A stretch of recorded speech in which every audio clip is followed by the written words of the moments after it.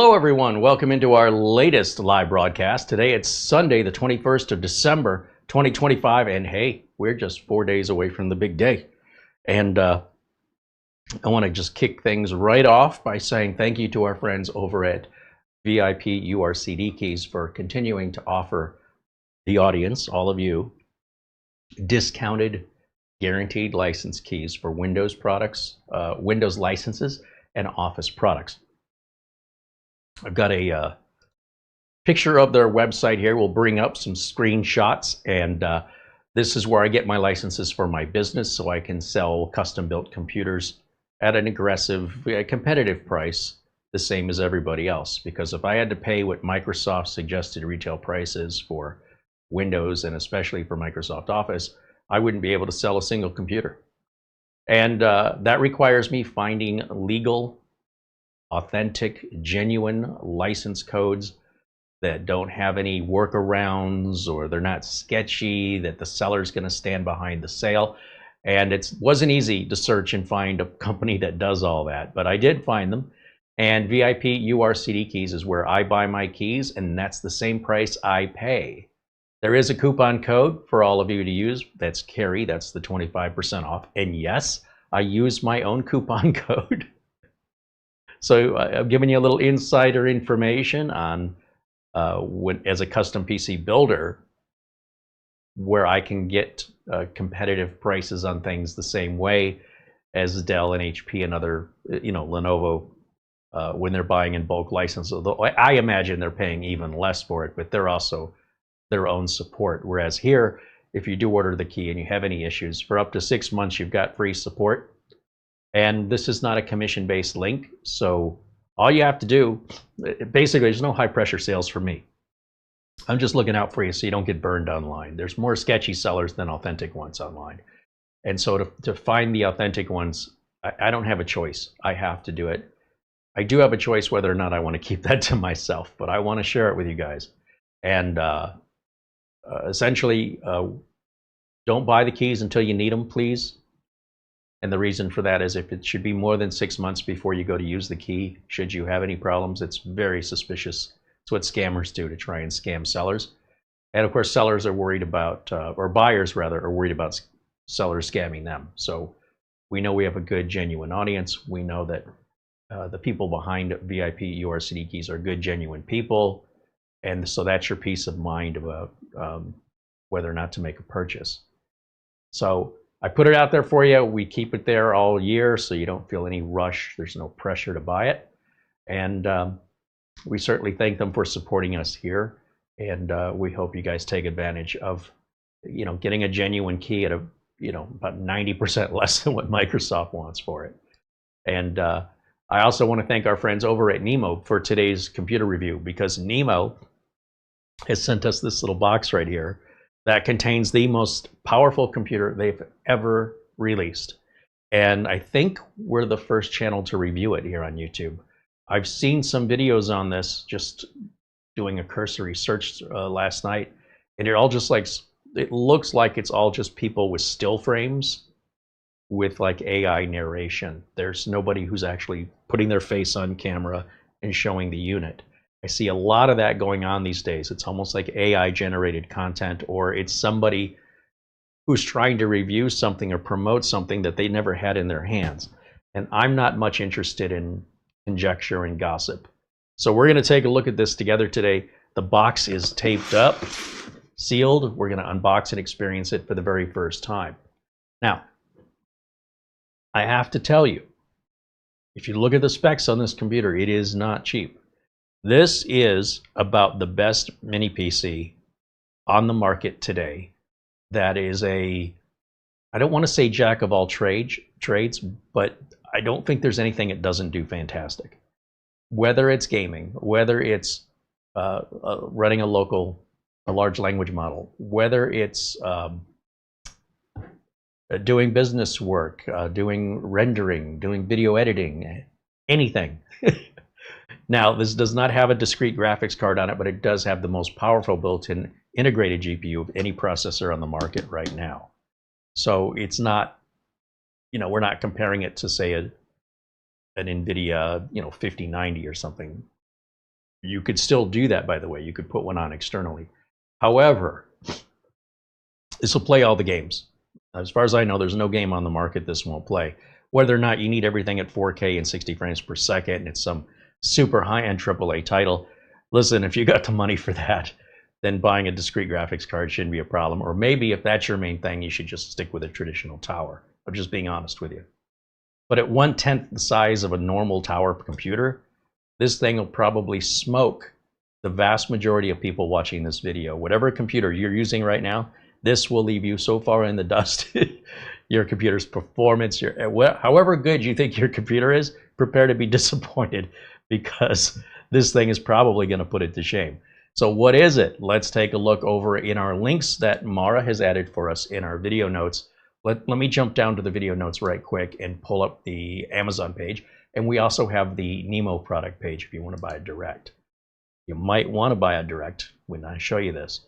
So if I go over here to the Amazon link, and then I turn on my window capture right here. There we go. Okay, this is a $3,300 computer. But, well, you gasp, there's no corner cut on this. Essentially, you're looking at the highest end AMD processor, mobile processor, available on the market today. Okay, that's the first thing. Second thing is, you got 128 gigs of RAM. We know where RAM prices are going. And this is just adding more future value. And unlike typically you buy your computer and the joke is, you know, it's obsolete by the time you bring it home, or it's worth half the price. No, this will probably be worth double the price. Maybe not double, but just that amount of RAM alone is likely. Well, I'll tell you what, instead of predicting any numbers, let's come back and take a look at this in June and see what the current price is, just because of the RAM and the storage, which we're going to have shortages on this year. So right now, as expensive as RAM and storage have become, there's never been a better time to get it any cheaper. It's only going to get more expensive, and then it's going to be completely sold out. All right, and it's just going to say unavailable at any price. So that's what's coming in 2026. So here's the deal. So 128 gigs of RAM. Now it says low power DDR5, which usually indicates the RAM is soldered on. But if you watch the trailer that NIMO made for this video, it shows physical RAM modules being plugged in. So I don't know if that's a mistake. It's not that LPDDR5 isn't available to plug in. It's just not likely. So I'm wondering, we'll have to open this up and see which one is it. Usually it's going to be soldered on RAM. And you want soldered on RAM with a machine like this if you want the best performance. This RAM is faster, it's more reliable, and it's cheaper. So why wouldn't you want that? Now, we'll open it up and verify, because in the trailer it showed 2 memory modules going in. So I'm confused. 2 terabytes of storage. Again, they're not cutting any corners here. This thing will run up to 5.1 gigahertz. It's basically an AI server, and it has the equivalent of, what they're calling it a Radeon 8060S graphics, but that is built into the Ryzen AI Max Plus 395 CPU. And I want to emphasize that CPU is the single most expensive chip, mobile chip, that AMD makes on the market today. So just this chip alone is somewhere around, I think manufacturer cost on this is around $800 if I'm not mistaken. I don't know the current prices, but this thing is insane. I mean, it's got everything as far as ports. You're looking at 16 cores, 32 threads, 50 trillion operations per second on the neural processor unit if you're doing the AI stuff. It does show LPDDR5. You see how they show a memory module here too? But LP, low power, usually indicates it's soldered in. And you're looking at 8,000 megahertz. Remember, I said it's faster, it's cheaper, and it's more reliable if it's soldered in. So I think that's just a generic image of a picture of RAM. I don't think that's actually what's in here. And then we've got dual M.2 slots. So they're using one of them for the storage, another one is available. And if we continue through these pictures, we've got a Wi-Fi 7, Bluetooth 5.2, a ton of ports, memory card reader, USB 4, 2 USB Type A's, a headset jack, and then let's see if we have a picture around the back of it. Anyway, this thing is insane. But when I take you to the NIMO website, and this is the thing that I want to draw your attention to right now, is NIMO is running their own sale if you want to buy directly from them, and they have a 90-day return policy versus Amazon's 30-day return. Actually, Amazon's will go until the last day of January for the holiday season, so maybe 5 weeks now, 6 weeks. And let me show you the pricing over at NIMO. Before we even dig into this, I just want to bring up the official NIMO product page, because if we look at the price online over here, we're looking at the same computer at nearly half the price, which is like, is that a mistake?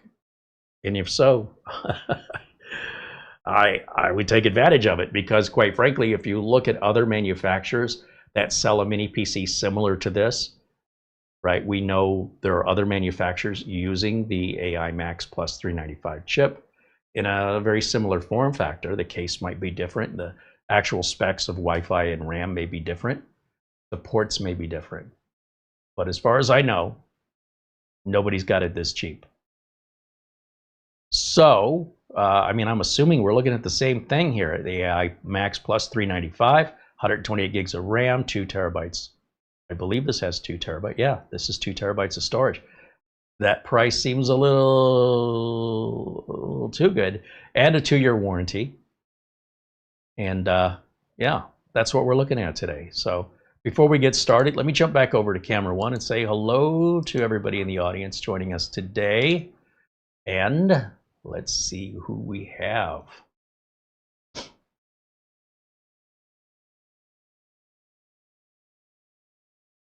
New York Renal MD says, I actually bought one of these. The question I have is, they appear like this has a switch on it, I guess, that can control your performance mode, right? If you want it to basically run really quiet and sip power, you can put it in low power, you can put it in balance mode, or you can put it in performance mode, and that's going to determine, of course, how much power it's consuming from the wall. And in the chat, someone's saying they bought one of these, but the switch to switch power modes appears to be dead. And they found some software that replaces the switch, that they can switch the modes in software, but I guess they're asking me what should they do about it, because they're happy with it. It's just one little minor thing. What I would do, I mean, I can't tell you what you should do, but I'll tell you what I would do. If I bought anything brand new, and I will keep saying this until it's heard, if it doesn't arrive 100%, if it needs any kind of repair, I would simply, if I bought it from Amazon, I would return it to Amazon and exchange it for another one. If I bought it anywhere else, or if I decided I don't want to go through Amazon, I'd rather go the slower route. NIMO has fantastic customer support. I think if you ask in our chat room from people who have bought some of the NIMO laptops, some people had some questions, or I know at least one person had an issue. NIMO took care of them right away. If it were me, I would either return the unit for an exchange to where you purchased it, or maybe you're doing something wrong. Maybe something is shifted in shipping. So what I would do is I would reach out to NIMO support. That's why they're there. Explain the situation and follow their advice. They may have you open it. Maybe the case isn't fully seated against the front, so it's not, the button's not reaching. There's the physical button that you're pressing, and then there's the actual micro switch behind it. And if the case isn't seated completely flush, the two aren't going to meet. They'll get really close, and then it appears that you would have a dead switch. So they might have you do something like just take the case, open it up, and I'll show you how to do that, and then just slide it back together, make sure it's good and tight, and then check that switch again. It could be something that simple. So that would be silly, to send it back for that. And if it's something more complex than that, let them make that determination. So that would be my best advice, and that goes across the board for anything you buy. You should not have to repair or live with a defect or a failed part on a brand new computer. That's no way to start a long-term ownership with a product, even a car, regardless. And this is a high-end product, so the tolerance to say, well, I only paid so much for it, I don't care, that's different if we're spending $100 on a used computer somewhere. This is brand new and under warranty, and anything other than perfect is unacceptable. And make sure that you are working with a company that's going to work with you, right? That's the other thing. There are plenty of companies that'll sell you stuff, and then once the product is sold, they go silent. They'll ghost you. NIMO's not one of those companies. They want to make sure you're happy. They want to make sure that you're going to share your experiences with friends. They're trying to grow, and nothing's better than referrals and word of mouth from real customers. They want you to leave good reviews for them, and they're very motivated to take care of you for obvious reasons. They're not a fly-by-night company. They're trying to get bigger and more well-known, and they're not going to be able to do that in a positive light if they don't make sure they don't take care of problems. And so from everybody we've heard from, which isn't many, who've had an issue, everybody just said, NIMO took care of me, like lickety split. So anyway, that's what I would do. One of those things. And it might just start out just by reaching out to NIMO and just seeing if it's something simple. Let's see. Also in the chat joining us, the Emo Gamer says, I watched the trailer for the computer he's going to be working on today. That's cool that you can even do that. Yeah, absolutely. I think so, especially at this price. There's Bill Sony joining us saying hello. I also see Ron Barnish. Quail Stevens says hello. Looks like it's going to be a great computer. I mean, unlike anything we've ever seen from NIMO before, this is unprecedented from them. It's a big leap up. They only make like 3 mini PCs, and this is one of those 3. So this is a huge leap up from usually we're looking at budget machines, but when you think about what we're looking at here and the price that they're selling it for at the NIMO website, if you can find one less money than that, please let me know. Because as far as I know, I've never seen them below $2,000. Not with 128 gigs of RAM and 2 terabytes of storage and Wi-Fi 7. Just saying. Luke Greenia joins us from Vermont, says hello. Mark Gaines from Northern Ireland says hello. Sean Skinner saying hello. There's Mara, our channel administrator. She does our thumbnails. She does our video descriptions. And she works in the background, basically doing all the administrative stuff that I despise and she loves. So match made in heaven. And I also see Alex Kaufman joining us saying hello. Andy joins us. And Doman 2000 and Ben Laird from Scotland. The Gerard at 26 says hello. Richard DeFries says hello. Taffer 9876 joining us from Mesa, Arizona. TechSmart Computer says hello. John Rogers and David Graham and Marsman50 all say hello here in the chat. We got a nice full chat room today. Brian Weber joining us saying hello. And Mark Ofsky, Catbird Feeder, Scott, Mark Leibowitz, all joining us and saying hello. Welcome in, everybody. My New York Renal MD says, I did open it and the microswitch has no plastic piece inside. Did it break off? Do you hear anything rattling around in there? Or do you still have the box and look inside the box? If that's the case, yeah, I would. If you ordered it from Amazon, Amazon returns are super easy and you can do an exchange. If you ordered it direct from NIMO, NIMO also, from what I've heard from people, from at least one person, they had an issue with a laptop and NIMO sent another one out right away.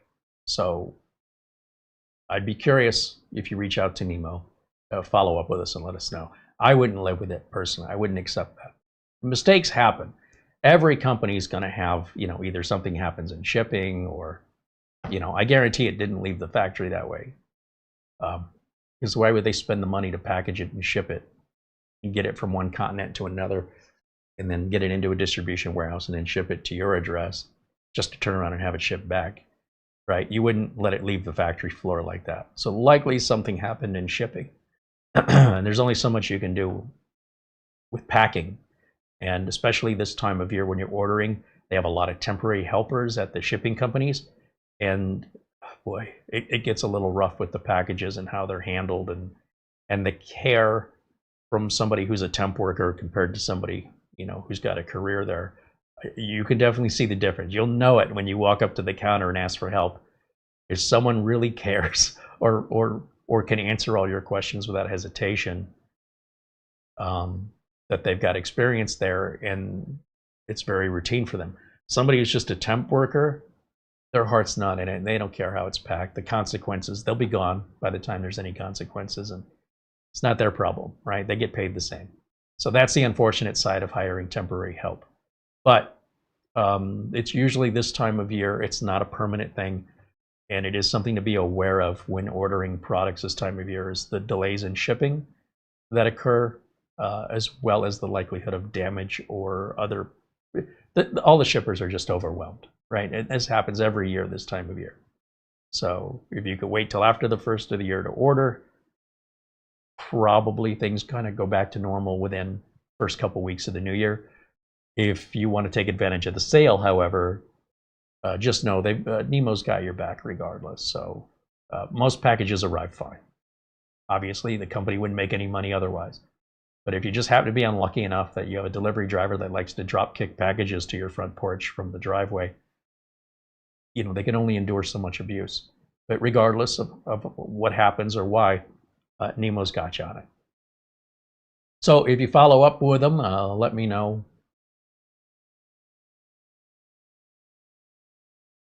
Let me know how they handle it.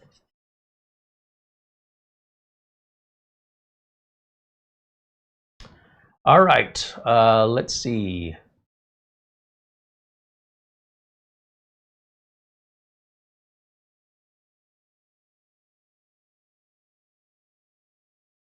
Shane Perkins joins us and says hello. Mark Baggett saying hello. 6 to 8 Trades says hello. Welcome in, everybody. Thank you for joining me today. I hope you're having a great Sunday.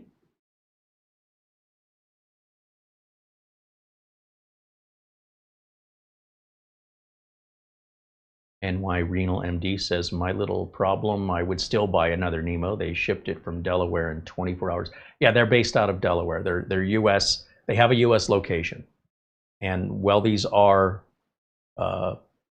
made in China, I do believe there is some final assembly or modification if you want to customize it, at least with their laptops anyway. I assume everything's the same. That's done here in the USA. And then from the USA, it ships locally in the country. So any returns would go probably back to Delaware if you order it direct from them. And there's a lot of other Asian-based companies where you have to ship it back to Asia. Once you look at those prices at the cost of shipping from America to China, it better be worth it because it's profoundly expensive. Sometimes, like I've had a company say they were going to pay me back, just send them the receipt. And I just didn't trust them. I was like, yeah, I don't think I'm going to do that.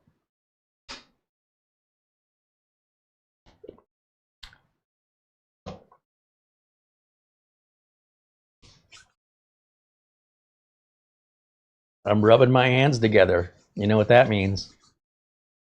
It's time to unbox. Okay, here we are with the NIMO AI Max Plus 395 Mini PC, my first time unboxing.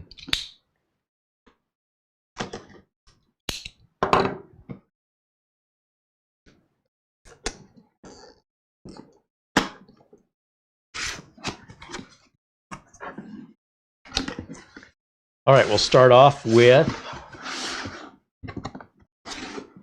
owner's manual. I'm going to guess maybe a power supply in here. Yeah, we have a standard PC style power cable, and oh yeah, because the power supply is built in. Duh. We have an HDMI cable. It's a nice touch. You normally would not get an HDMI cable with a computer. With the mini PCs, they often will give you a real short HDMI if you wanted to mount the mini PC behind the monitor. I'd say this is probably way too big and heavy to mount behind your monitor. So that's why I wouldn't expect this HDMI cable included, but I can't complain. Better to have a cable you don't need than to need a cable you don't have. All right, I see a little fishy in there. Let's see. Look at how thick the packing is on this. So it's packed really, really well. If you look at the spacing and how much damage this can take from every direction in shipping, they've done a very good job. I mean, if you look at thickness between the top of the computer or the front of it and the top of the styrofoam, that's a couple good inches there. Plus you look how thick it is on the sides and the spacing on the bottom. It means this can absorb a lot of impact, and the likelihood of damage in shipping is going to be significantly reduced. And this is good for them and it's good for you, because no one wants to have to send a product back for that. And that's pretty much all we have in the box. So let's get this over here. And since this is a standard PC power cable, and this is a standard HDMI cable, I already have those here for testing, so we'll just keep those all nice and tidied up. Our instruction book, we can refer to that if we need it, but I don't think we should need this. I don't expect any bloatware or advertising on this at all. It should be a nice, clean Windows 11 Pro install. And we're going to verify that together live. All of my videos are shot live. Everything you see is real.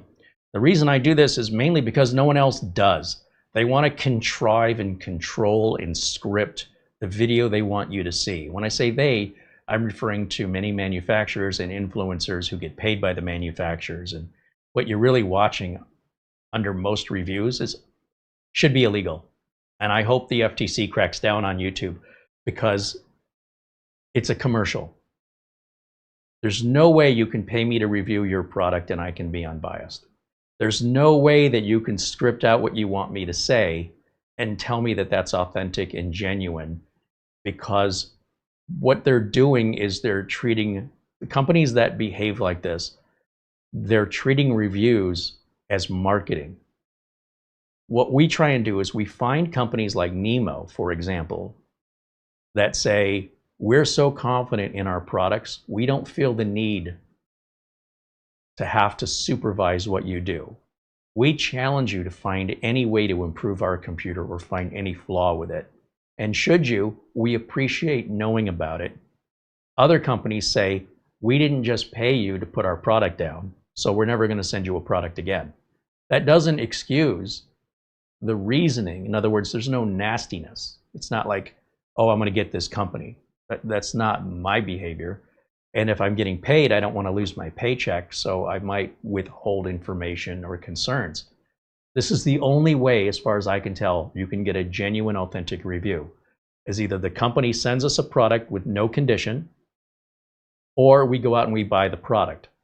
But with YouTube paying what it's paying, making $100 on a video to spend $3,000 to make the video, you're just not going to be in business very long. So you hope for, at least I do, I hope for cooperation from quality manufacturers who are so confident that they don't feel the need to control and contrive the output. If they want to do that, they can make their own commercials. They can put up their own videos. But if you want to be in business on YouTube, if you want to do YouTube full time, how are you going to pay your bills? So you understand why most content creators take the check and do the job and don't want to expose any mistakes, because then they feel like, oh my gosh, if I show people I make a mistake, that would be unprofessional. That's a big misconception from people who aren't professional. Professionals make mistakes just like everybody else. The difference is how they handle it. Take ownership, take responsibility, take accountability, don't panic, make it right, and empower and there's a word. inspire people that should things go a little bit sideways, you're a human, and whatever it is, it's not that big of a deal. And I try and expose that as much as possible and do a live demonstration, say what I mean what I say, walk the walk, not just talk the talk, and show you how a professional handles when things go sideways. If things never went sideways, you probably wouldn't be a professional. Who would need you? All right, so with that, let's get a close-up look. Let me bring it up to the camera. Let's see all the ports. I think this thing has 13 ports on it. Let's count them out and see what we got. First of all, you can look at how small this thing is, right? Well, bigger than a mini PC, but again, about 1/10 of the size of a tower. We've got our headphone jack. We've got 2 USB 3s, a USB, well, a Type-C. I think it's USB 4, I'm not sure. We'll have to look again at the specs. We've got a memory card reader. This, I'm guessing, this button right here is probably the performance button we're talking about. And then our power button. Now, we just have ventilation on the sides, and there is no rubber feet on the sides. So this is really intended to sit vertically. If we lay it down flat, we could be blocking some airflow. We've got some identification here, so I guess this would technically be the bottom if it were to lay flat. And if you wanted to, you probably could lay it flat so long as you could still have air underneath of it. Now, that's how many ports? 1, 2, 3, 4, 5 on the front. Let's go around back. How many ports do I have? 6, 7, 8, 9, 10, 11, 12, 13. All right, that adds out. Power supply right down here. Ethernet port. Another USB Type A. Another USB Type-C, DisplayPort, HDMI port, and it looks like 2 USB 2s up here, like for keyboard, mouse, printers, things like that. And we have another audio jack in the back. So if you want to run speakers into this and you don't want the cable up front, a common complaint I hear from many PC owners is they don't like the speakers being plugged in the front. They wish the jack was in the back. Well, here, you can have both. Who said it had to be one or the other?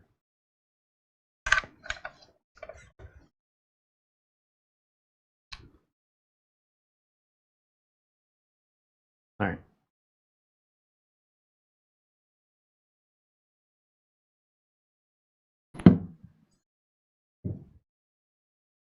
It looks like to open this up, we've got 1, 2, 3, 4, 5, 6 screws. Let's take it apart real quick. Let's see what it looks like on the inside.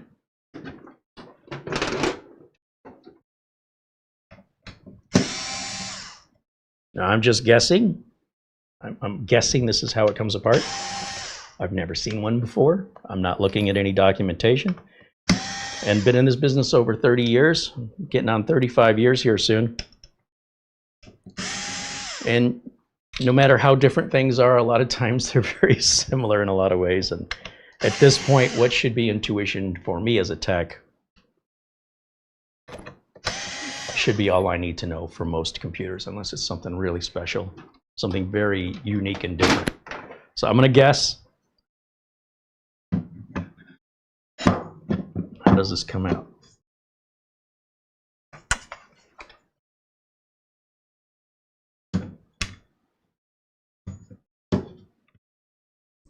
There are a couple other screws that look like they hold the power supply in.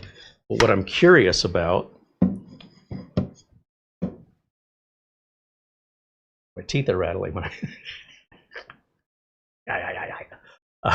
it's heavy. I don't want to break it. So maybe these other, these 3 screws here that hold the power supply in. I mean, I wouldn't think those have to come out. Let me take a look. The problem that I have right now is I don't know if the case would slide forward or slide back. Now, I would assume, based on what I'm looking at here,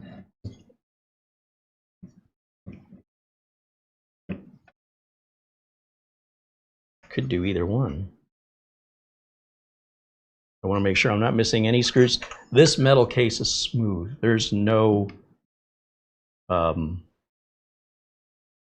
places for screws or anything. It's completely polished and smooth.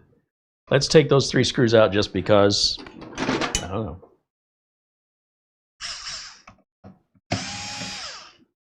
I think all these screws are the same, so I don't think I need to separate out the power supply screws, but I'm still going to do it anyway.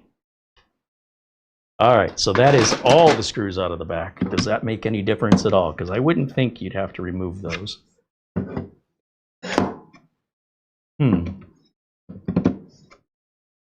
Well, it could be that it's in there really tight or that I'm missing a step. And unfortunately, there's no pull tab or anything, unless maybe this faceplate comes off and there's something behind it. See?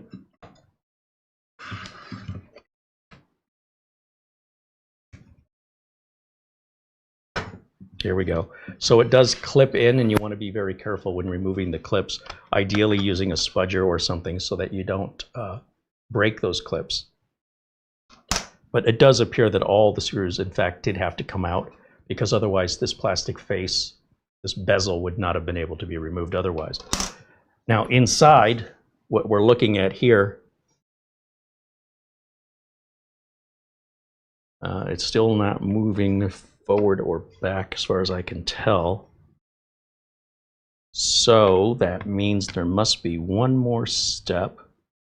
We do have some grounding straps from the power supply casing to the outside of the computer case. And this is ideal because if you've ever touched your computer and gotten a static shock, it may have reset your computer, your Windows may have rebooted, or weird things happen. So when you have proper grounding like this, I would recommend, if this tape, which looks like it's going to be separated if we open this up,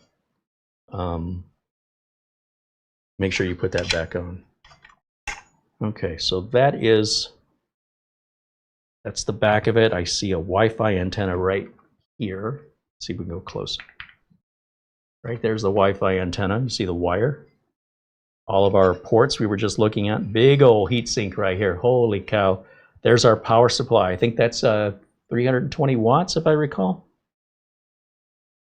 And this thing that is some serious thick metal.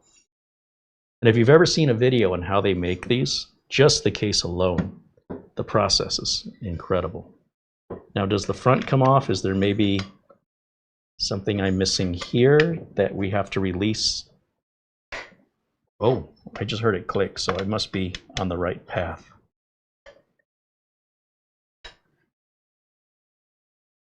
Put it on the counter and push the power supply forward. Okay, put it on the counter, push the power supply forward.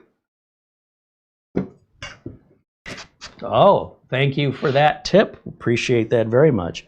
And as you can see, yes, there is the tape I was talking about that's staying behind. And we just want to make sure that that's attached. Again, it's just for grounding reasons.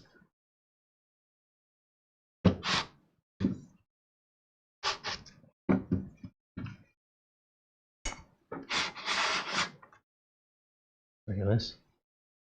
Look at this.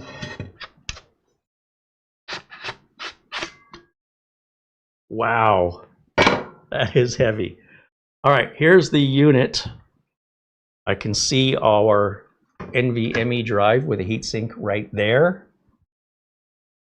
And another NVMe slot right there. And as far as RAM, I am pretty sure this is going to be soldered on RAM, despite the photos showing.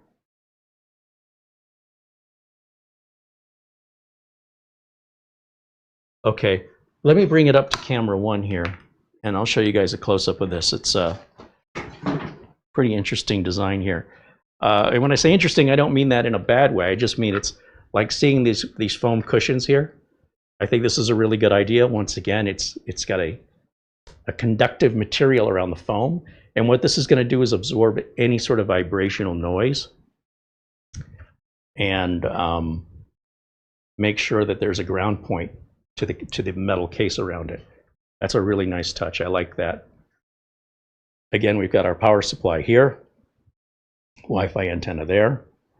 We come around to this side, you can see the M.2 drive, and we see a slot right next to it, right below it, for the other M.2 drive slot. As for the RAM, well, one would assume it's going to be on this side of it here. That's some serious cooling.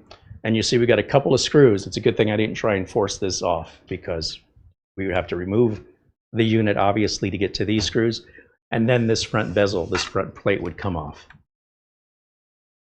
So, let me get a flashlight in here, because I don't want to really take it more apart than it already is. If there's nothing over there, I just want to see if I'm pretty sure this has to be soldered on RAM, and I think that there's an issue with the trailer,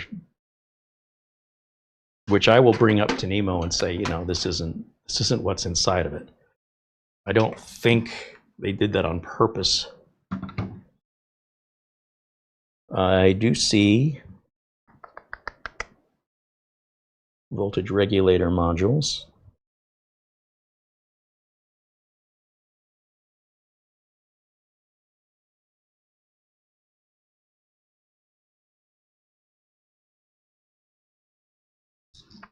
I mean, they also show the CPU being seated down, which this is a soldered in CPU. It's a mobile chip. So not that they show it being clamped in, but they do show the CPU going down into onto the circuit board, as though you could just do that. You can't. It's soldered in there.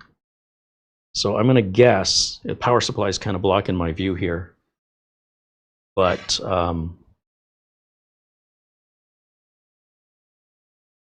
if there were RAM on this, it would be, you know, typically the RAM is located on the same side as your storage.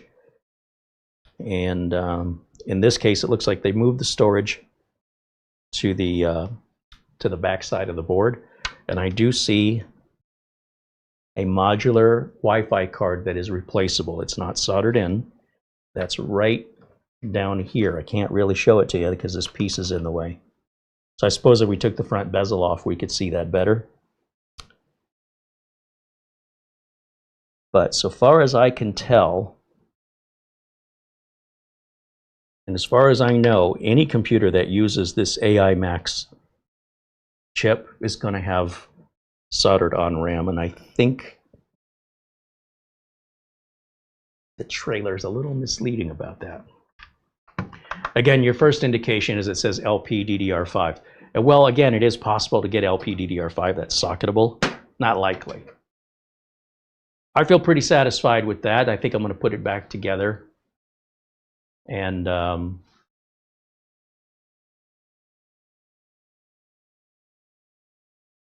we'll power it on.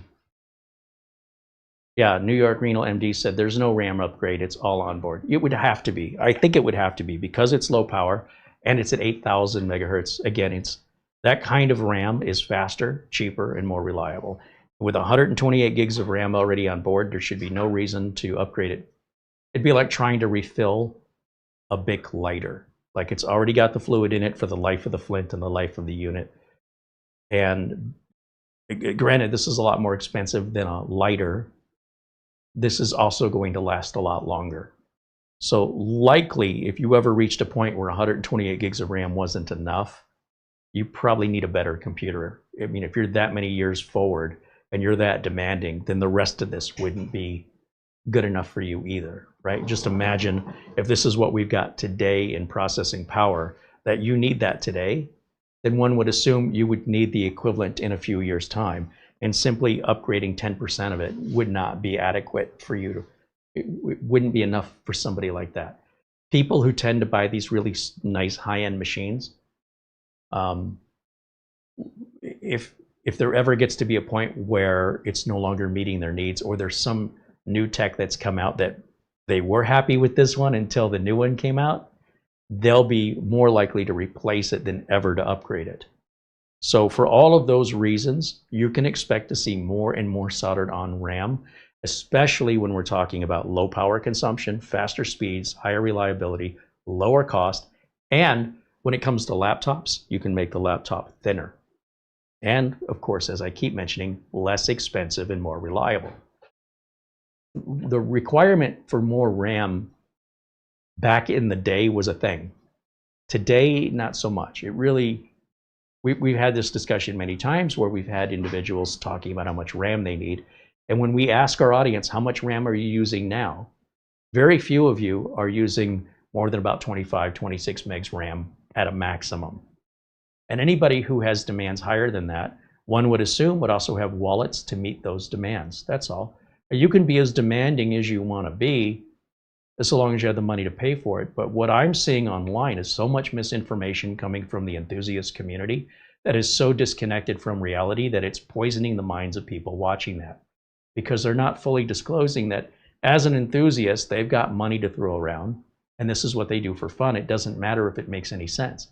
As a business owner who is supporting customers, can you imagine if I treated you that way? If I told you you needed a lot more than you really needed and you needed to spend more than you really needed to spend, if you found out I was doing that, you would probably leave me a negative review and warn everybody about me. But if I'm an enthusiast YouTube channel and I'm doing the exact same thing, it's praise. It's your money. So I don't see that as the detriment it used to be. Times have changed. All right, now I can't remember, was this side or this side? Well, the good news is the center screws that are located are not directly in the middle, or I would be really confused. So obviously if the screws line up here, because I could put it on this way or I could put it on this way, and I wasn't paying attention, but it does look like, let's see. If the power supply is at the bottom, I guess the feet would be at the bottom. Maybe it should go on this way, and then we'll just see if the holes here align.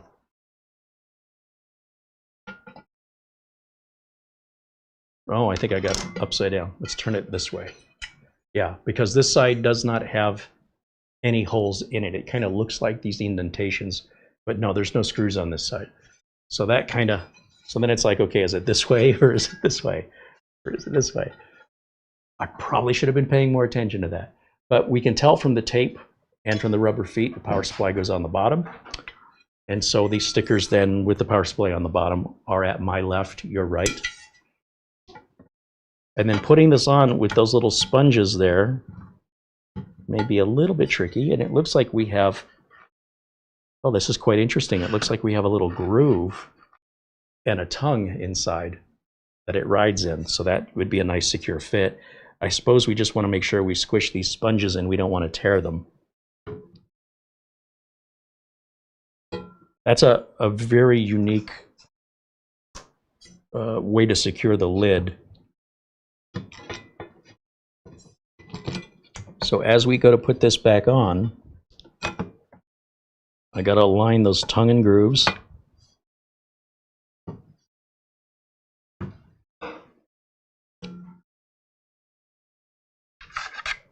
It may be easier for me to reverse this. Let's see. Let's try putting the case down and just letting gravity do the work for us here.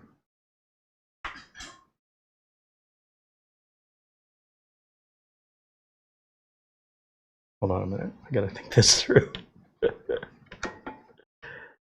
When you're working on something you're not familiar with, always take your time. Don't be in a hurry. That's how you're going to make regretful errors, through impatience.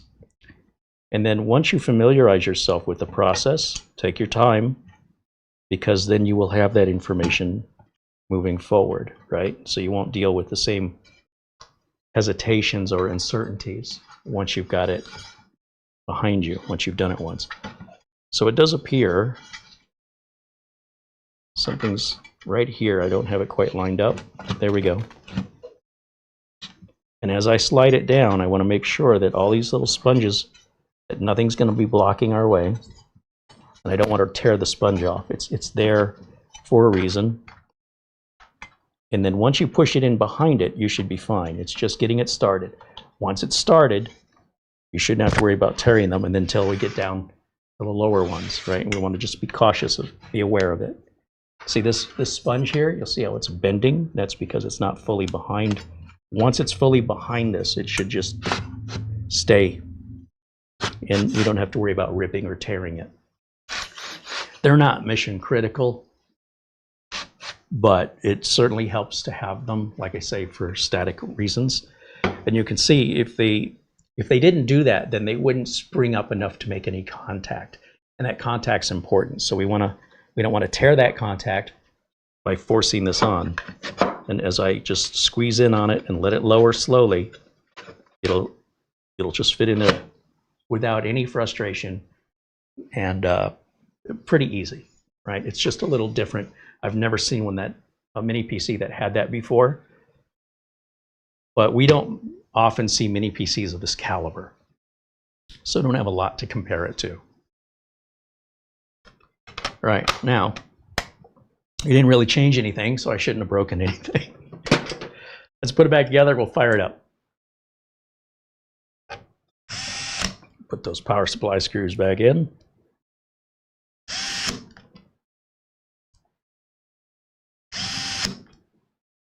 And thank you for your assistance, New York Renal MD. Got to come up with a shorter name for you.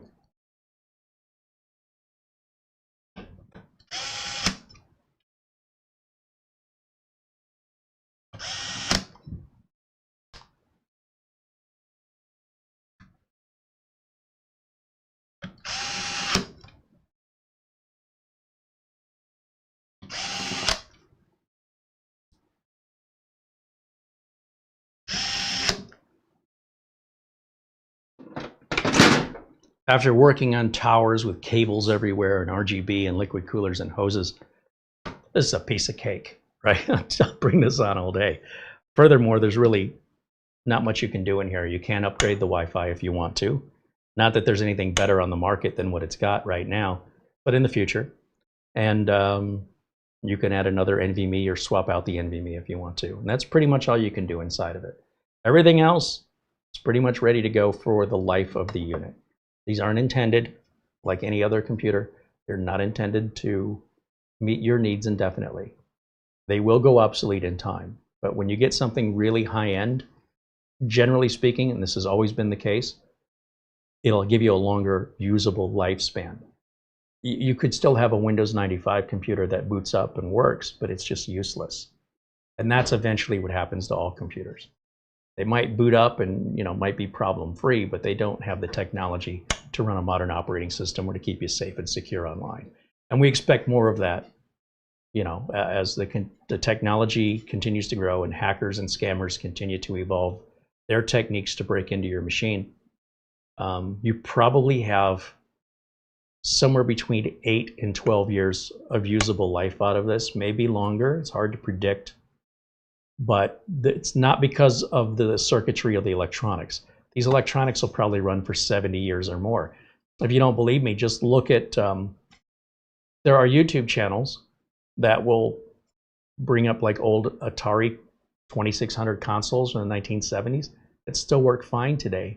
And the electronics we used in that, if you take one of those apart,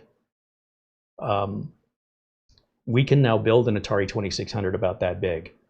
So even those older 1970s class of capacitors and resistors, for the most part, they still work 45, 50 years on. And if there was any single component that would need to be refurbished on something like that, would be the capacitors, which are cheap and easy to swap out. But with modern capacitors, like what they are using now with surface mount devices, the likelihood of that happening within that same period of time is it's almost like zero. They don't build them the same way. And so as a result, we end up with products that are cheaper, more reliable. Again, we just continue this moving forward, and we can expect more of that. And if we were already doing that in the 70s, just imagine in the last 45, 50 years, how much better everything's gotten with regards to price, size, performance, and cost, let alone endurance. So, all right, with that out of the way, let me grab a power cable. Now, we're not going to plug this into the network yet because on our first boot up, we always want to go through the out-of-box experience and you not be forced to create a Microsoft account. And this is the workaround for that. I also need an HDMI cable, so we'll connect it over here to the streamer.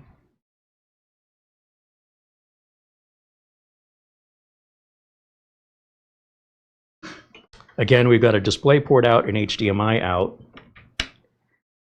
And you know, while I'm thinking about it, let's take a look at those USB ports, because when I was looking at the ports earlier, at the specs of this, I kind of glossed over that. So again, this is live, so we, you know, normally in video editing, we could go back and put this in the beginning. Now that I realize I've left it out. Let's take a look at, let's see, 2-year warranty, 90-day return, price guarantee, 96 gigs of available graphics memory, 8K, 120 hertz output, video output, 13 ports for covering 100% workspace demands, no more dongles, 8-channel low power DDR5. See, they're showing a socketed DDR5 here. That's a little misleading. These look like maybe generic photos, like renders, because our SSD has another M.2 slot below it, which is not here in this picture. So this is not of the actual product. And then when we look at the built-in ports, let me scroll. Here we go. All right, it is USB 4 and USB 3.2 Gen 2, so that's 10 gigs per second. USB 4 is 40 gigs per second. And then on the back, these USBs, they just say USB-A. I'm assuming that's USB 2. Display port is 1.4, HDMI is 2.1. The USB-C in the back, again, for whatever reason, on the back photo, they're not explaining the speed of these ports. I'm assuming it's the same as the front. And they might, there's a specs page that might detail that out. Or I could pull out the instructions that might detail out the specifications, product attributes. There's the size, the Wi-Fi. It says there's only one oh, that's on the front. Okay, one USB 4 Type-C on the front, two USB 3.2 on the front. On the back, we've got, it just says USB-C. It doesn't say if it's USB 4 or not. All right, well, and C13, that's the type of power cable it uses. That's what I keep calling a regular PC power cable. The technical term for it is a C13. You'll never hear me call it that, because I don't like to speak geek, but just for future reference, if you didn't already know. All right, with that, let me get back over here to camera 1. And I need a keyboard and a mouse to plug in. And I will use a USB 2 port for a keyboard and mouse. Don't waste your USB 3 ports on a slow USB device. So we'll plug that in here. Turn this on. That's it, just 3 plugs: power, HDMI, keyboard, and mouse. That's all. Let's turn it on.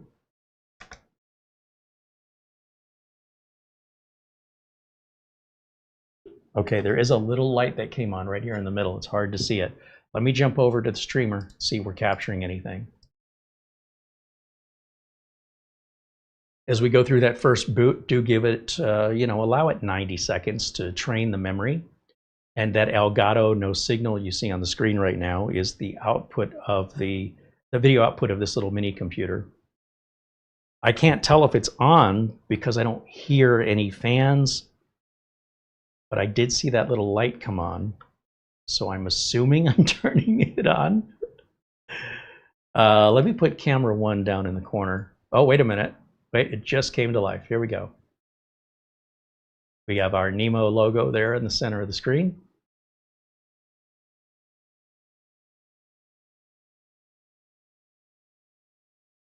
And then we should see the Windows desktop. Or we should get to the out-of-box experience, right? The setup of Windows. So let me go full screen over here.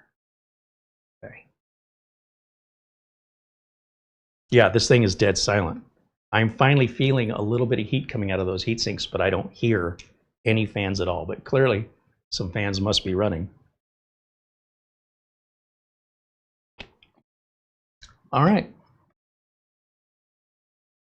We answer these questions always the same. We've got, here's my mouse, English, yep. United States, yep. US keyboard, no other language keyboard, thank you.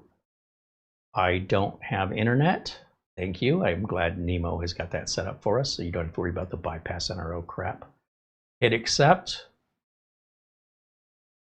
Enter name. I'm going to put NIMO. Enter, and a blank password. Finally, you know, I like to keep my location settings on. That's going to correct any date and time issues, as well as daylight saving. It'll just take care of it. You don't have to worry about it. But I turn all those other options off. That's just my personal preference. I'm not suggesting that you should adopt my preferences. Just that's how I do it.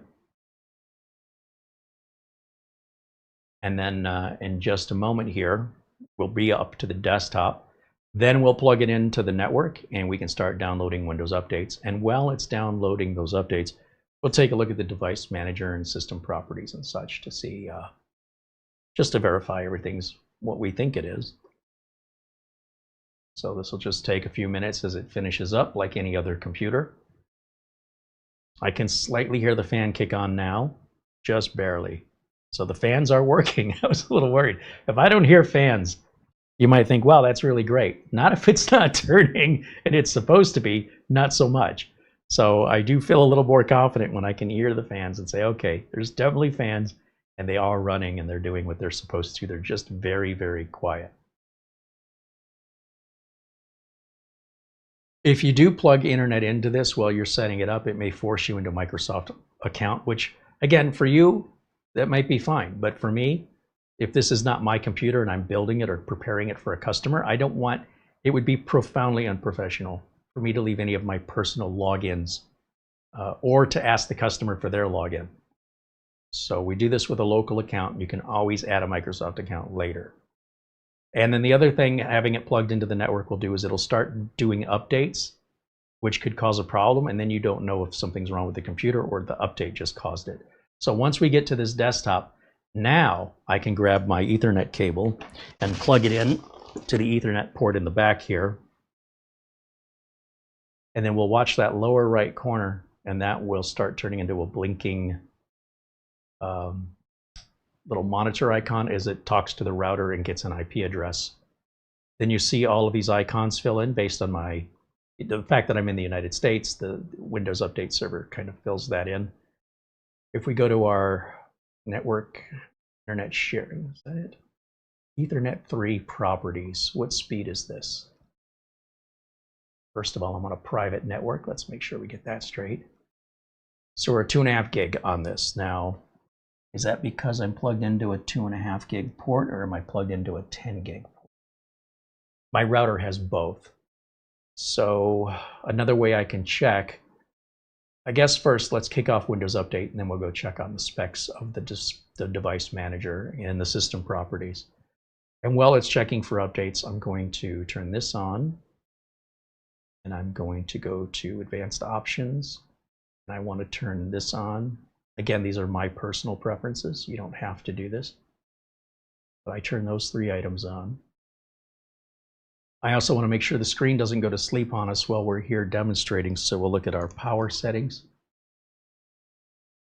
Edit power plan, that's what I want. Yeah, and see that was going to go to sleep after 5 minutes. And that may be fine under normal usage, but not when I'm live. And I never want this to go to sleep. Again, these are my personal changes for my personal reasons. I think we're in 4K. Let me see if I can adjust our resolution here. Display settings. Yeah, we're in 4K. I thought it was a little hard for me to read. We'll go 1920 by 1080. Again, you might want it in 4K. I find it difficult to read. We're still downloading updates. We have a piece of software pre-installed here that does what exactly? For AI-powered productivity. Oh, I don't know what that means. I'm sure that this will have some meaning in the future. I have no reason for this personally because I don't know what it does or how it fills any needs for myself or my clients as of December of 2025. Now, maybe that'll change. Well, I guess it depends if you're an AI developer or an AI user. I'm guessing. Let's take a look at system properties. We'll right click on the start menu. We'll go to system and let's just verify the hardware. So we do have an AMD Ryzen AI Max Plus 395 with that Radeon 8060S built-in GPU. That's part of this chip. 128 gigs of RAM is confirmed. But you say, Carey, it says 63.6 gig usable.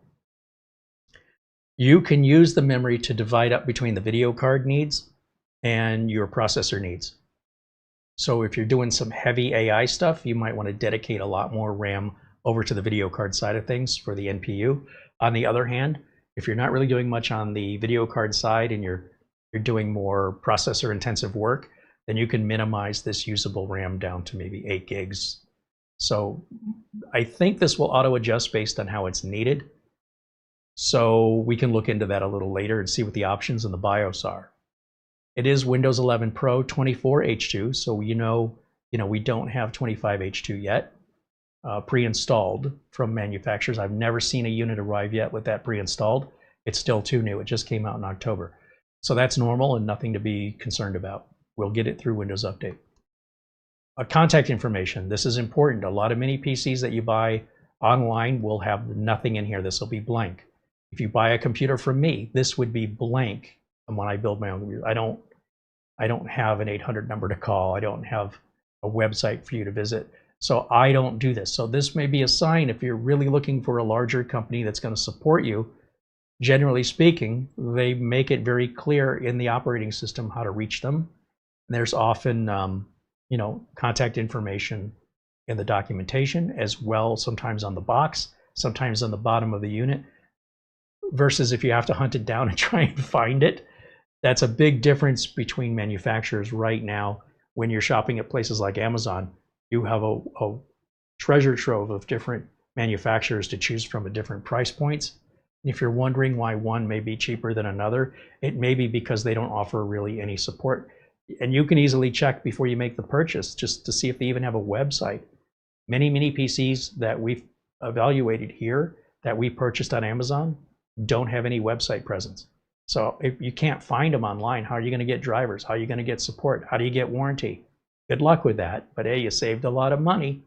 So at least with NIMO, we don't have to worry about that. If you spend this kind of money, at least if I did, I definitely want to make sure the manufacturer isn't going to abandon me. Please restart your system. Oh, okay. Yeah, that's fine. Let's do that. Start, shut down. Obviously, I got something from Windows Update that's probably pretty important. And we're going to restart here. And we're doing this all, like I say, live so you can see in real time how long this takes. And obviously, if the fans were really loud and I was having to talk louder over the fans, this is one of the things we really can't cover up in a live video. At least I don't know how. We do have filtering on the microphone, but we've certainly had systems that were so loud that you could hear it even with the filtering on. This one, I can't stress enough, is just dead silent. And that's really important to some people. I don't mind a little fan noise. I'm almost afraid when I don't get any at all. I have some anxiety. I'm like, are those fans even turning? As I previously explained, I get some reassurance from fan noise, but this one is dead silent. All right, so there's our reboot process. I'd like to change this wallpaper because it's kind of hard to see.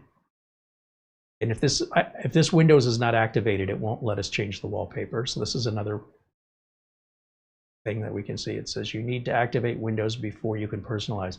So this could be an issue if we didn't get an activation. However, see here it says Windows reported no product key was found. I can tell you right now, NIMO is really good about Windows product keys in the sense that if you order a NIMO laptop and it has Windows 11 Home and you'd rather have Pro, you just ask them for the Pro key and they have a download for you or an image for that laptop. and they'll provide the key at no expense to you. You just need to ask for it. So sometimes the activation won't occur until the updates are done. So I want to make sure that we give it that chance. We'll let NIMO know if it still remains unactivated that, hey, you know, the computer you shipped us doesn't have a valid activation. NIMO support will email us a key. And again, no expense to you. All right, so maybe an oversight, I don't know, or maybe it just hasn't activated yet. So we'll let it continue to do the downloads for the Windows updates, because that's when the activation occurs, is once we're connected to the network. So either way, we'll be okay. It just means without activation, you can't do some customization like changing the wallpaper. Let me go back. I was going to jump back in the chat room, but before I forget, let's get back in the device manager real quick. Let's take a look at what some of the hardware is in here. So right click on the start button under device manager. And you see all the drivers are loaded. This thing's plug and play, ready to go, minus updates. And if I look for, let's see, network adapters, it is a 2.5 gig. I do realize there are more expensive units from other manufacturers that are 10 gig, even 25 gig. I don't know if the 25 gig is on the AMD or the, I would guess that's Intel. But I don't know anybody using 10 gig. I barely know anybody using 2.5. So it is a 2.5 gig adapter. And if you want to put it on Wi-Fi, it's got, it is a, I think a MediaTek Wi-Fi 7, which would also be your Bluetooth. Under, what else can I look under? That's the memory card reader.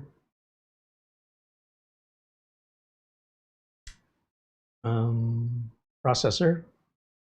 It's a lot of cores. Yeah. Let's see. Security devices. Obviously, it's going to have TPM in there. Yeah.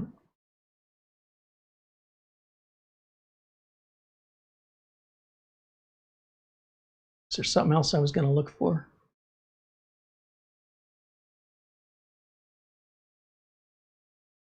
Sound is from AMD.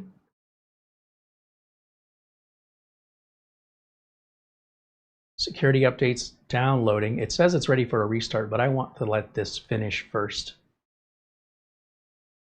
Should be some AMD software here, and I don't see the AMD Adrenalin software for some reason. So I would recommend to NIMO that they install that, but we'll grab it. It's not 100% necessary, but if you want the best performance. The other thing I'm concerned about, now that I'm thinking about it, is how do I know which performance mode I'm in? If we have a performance button here, I mean, it clicks, but I don't have any light. I have no visual display unless something's happening on the screen. Let me go back and, yeah, okay. Something does appear on the screen. Let's throw it in performance mode just because we can. And I'm curious, I don't know what mode it was in, so I'm curious how that affects the sound of the fans. So far, I haven't noticed a darn thing.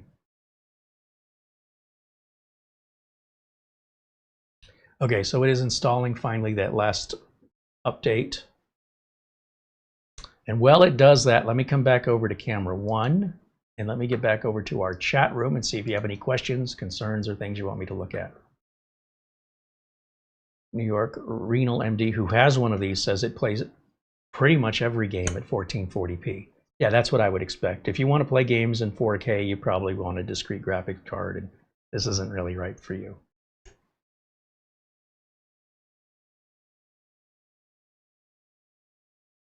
And they continue by saying an AMD Adrenalin, you can set up how you like it, but it does adjust. And I think we're referring to the video memory there. The graphics card is about equivalent, they're saying, to an NVIDIA 4070 Ti.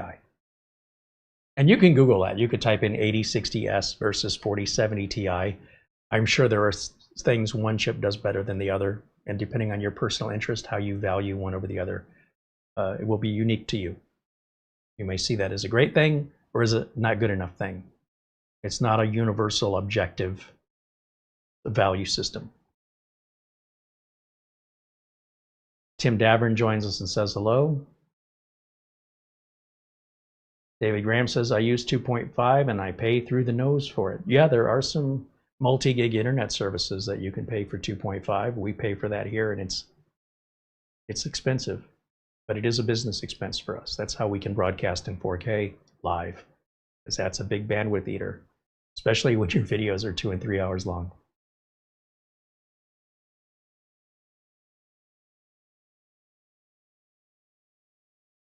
So yeah, we will throw AMD Adrenalin on here.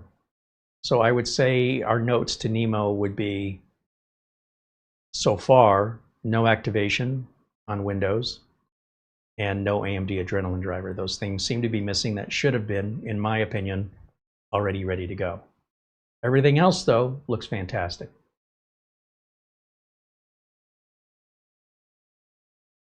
They continue, this is designed well, the solid aluminum with the better quality fans. It's super quiet. All right, so it's not just my unit.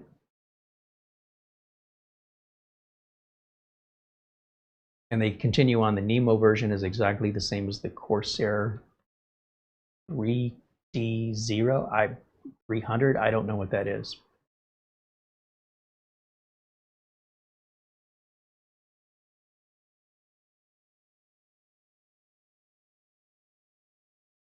Gritty Zidane contributes, there's a super chat contribution in a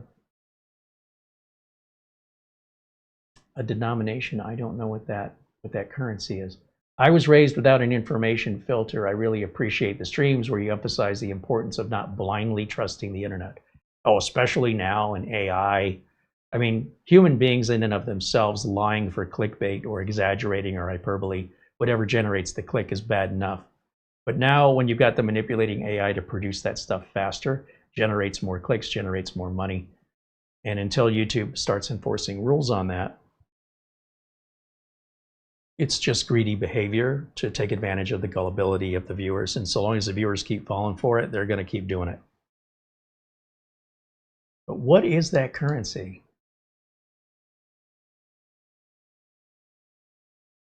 I've never seen that before. Oh, it's not even letting me copy and paste that. I don't know what that symbol is.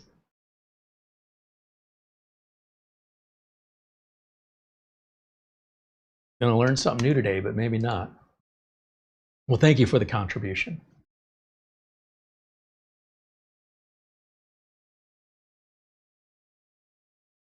Rick Legs joins us with a $15 super chat. Hey, Rick, thank you so much. Good to see you, my friend. I hope you're doing well. I hope it's not too cold out there in Minnesota.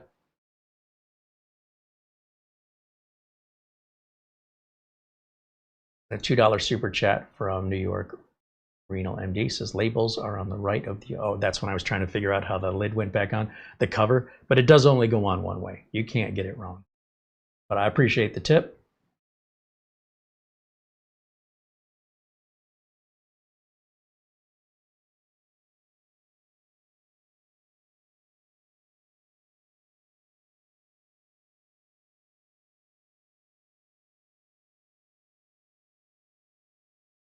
Shane Perkins said the Corsair 300 system is basically your unit in design. Yeah, well, the AMD, the Ryzen 395 Max is a chip that is a mobile chip that has to be soldered on.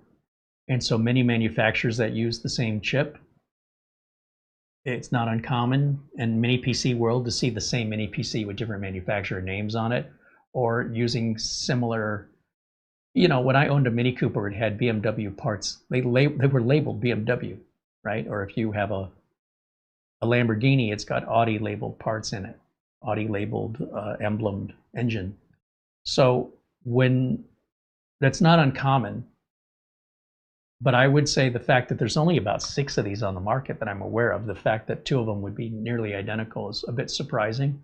But it's also a bit surprising that NIMO is playing with the big boys. and this is usually like big boy territory in the sense that we're talking about large companies with big budgets. I can't tell you how impressed I am to see something this high end coming out of a company that is primarily focused on budget machines, flexing their muscles a little bit. I respect that. You want to be a big dog, you got to play with the big dogs.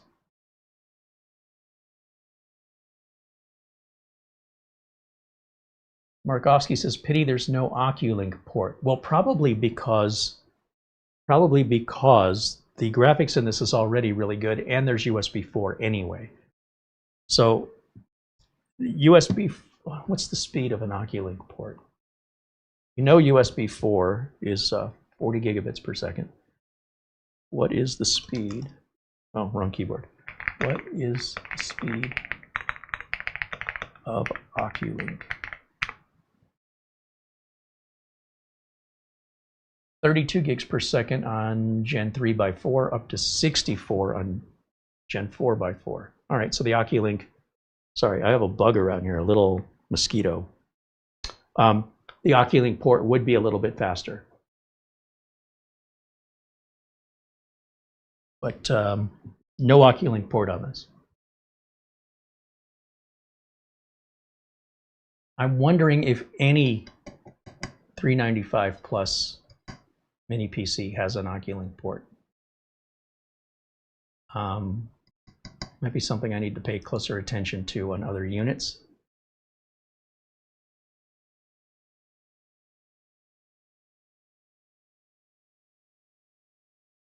I think the problem you run into ultimately is, I'm going to try and find a way to explain this for people that think they're technical and they're not technical. Like they're not as technical as they think they are.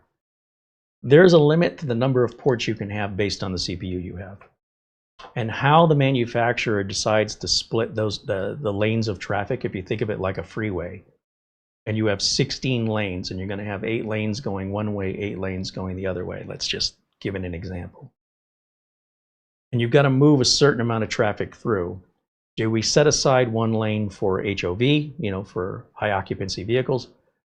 Do we set aside a lane to be a dedicated on and off ramp, which means now we're down to about 6 lanes left? And if you add more USB ports, each one of those USB ports consumes some lanes of traffic. If we add a lot of NVMe ports, they also need a number of lanes of traffic, 4 to be exact. And then if you add PCIe slots, and those PCIe slots could be by 4, by 8, or by 16, that's the number of channels they're going to use. And then you look at the processor you've got and how many channels it has available. When you want just an enormous amount of channels for that kind of what we call I/O, because that's all data moving in and out. Your video needs one, your USB needs, every single port needs at least one channel, and likely between 4 and 16 channels for each given device. Your networking card, right? If they put like a 10 gig networking card in there, they would probably have to have more channels for data throughput for that to work, which means they'd have to take something else away. That's my guess as to why there's no Oculink port on here, because they could have, in theory, given you either the second NVMe slot, which is empty, or the Oculink, but not both at the same time. And it looks like the marketing or the engineering decision was more people are likely going to use and benefit from the second NVMe slot than there are people putting external graphics cards on. And you're obviously going to go to what's going to sell more. And if you wanted to cover the gamut and you said, look, we want to have Oculink and we want to have all this other, you definitely need to have something more like a Threadripper CPU, which costs more than this whole computer, just the CPU. And it's going to be loud, it's going to consume a lot of power. And there are many PCs that do sell an adapter, and we've reviewed plenty of them, that convert your second NVMe with a little circuit board that goes into it and pokes out the back for Oculink. So it's not that it can't do it, it can only do so much. And so what's important to you and how you would configure it versus what the manufacturer thinks they can sell at the end of the day, they're going to try and utilize as much, they're going to utilize every lane available with as many ports as possible. And that's why you're like, well, how come it only has 2 USB 4s? Again, we're running out of lanes. You can only do, it's not a bottomless pit that you can just keep throwing I/O on it. You have to understand the way, the technical side of things, that they need lanes of traffic for that I/O for each individual port. And the faster that port is. If you ever wondered, why does it say X4 next to PCIe Gen 3 or Gen 4? Why does the PCI slot say X16? What does that mean? It's telling you how many lanes that one port uses. So the question is, how many lanes of I/O does the CPU you bought offer? And when you add it all up, it'll all make sense. And that's also going to adjust the price. Higher end CPU with more lanes, it's going to cost more. And if you have that kind of money, in my opinion, if an Oculink port is, if you're not taking advantage of this GPU in here, that's not good enough. This probably, you shouldn't be looking at the AI 395 from anybody. In my opinion, you should be looking at more of an ITX build where you can put your own graphics card in it. That's what I would recommend for you. And I can tell you that out of 100 people that look at this, probably 98 of them are going to say, that's exactly what I need. Only 2 out of that 100 will say the GPU is not good enough. And for the little minority, I'd say, well, this isn't made for you. So just so you know. And if they could put it on, why wouldn't they? They're not anti-Oculink. Is that a thing? Let me see if this is ready to reboot. Let's get back over to our desktop. Oh yeah, it's waiting on me here. Start. There we go. All right. Let's see if you have any other questions. A lot of external docks will use USB 4 anyway. So, I mean, if you really wanted Oculink, you could still, the purpose behind Oculink is really an external GPU. But many external GPU docks also support USB 4. So, it's not like you can't do it.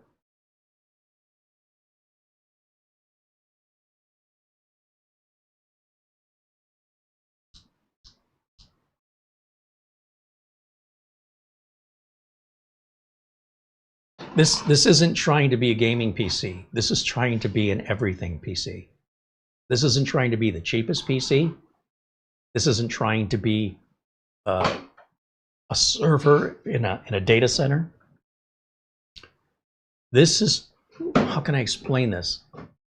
This is a powerful, and I mean powerful in every sense of the word, computer for every possible, not every possible, for the most common use case scenarios for computers, from creators to enthusiasts to consumers who don't want to mess about and you want the best, but the best has no top, right? You can keep spending more, you can keep getting more endlessly. You can have a home rack system that's used in large multi-million-dollar Fortune 500 companies. You could put it in your house. You could also pay enormous amounts of electricity bills for powering that. Absolutely. But if what you're looking for is something that's going to just across the gamut do everything well, everything, including 1440 gaming on any game out there, that's really good. Just there's no Achilles heel on this, not yet. And for a home user or an enthusiast, somebody who says, I want the best I can get today, but I want it at the best price. One would argue that pound for pound, dollar for dollar, this is a better value than a smaller, cheaper mini PC, but not if you're not going to use it. So if you have a lot of different interests, from photo editing, video editing, working within AI, gaming, like you're all over the map, this does everything well. If your primary concern is gaming and you want to play 4K, you should be looking at a gaming computer. That's not what this is. It does it really well, but it also does all these other things really well. So the question is, what is it you need and how much are you willing to spend for it? So for somebody like me, and I'm using this for business and I'm using this also for pleasure, I'm using it for watching videos, which is, you know, the cheapest computer you can buy brand new for $150 will play YouTube videos. I want to use this for video editing, 4K videos. This is going to do it. No upgrades necessary. Right out of the box, throw the software on, we're good to go. If you knew what I pay for video editing machines to do that, you'd appreciate how small, how quiet, and how inexpensive this is. But that doesn't mean it's right for you. But just because it's not right for you doesn't mean it has no value to anybody. So that's why we do these reviews, so you can evaluate based on your own personal preferences. I'm not here to tell you. I just want you to know what to expect and what you're getting for the money. Andy Kane joins us and says hello. There's Sweet joining us and saying hello. Eddie Sawyer joins us. Gary, I'm trying to stop smoking. Good on you, Eddie.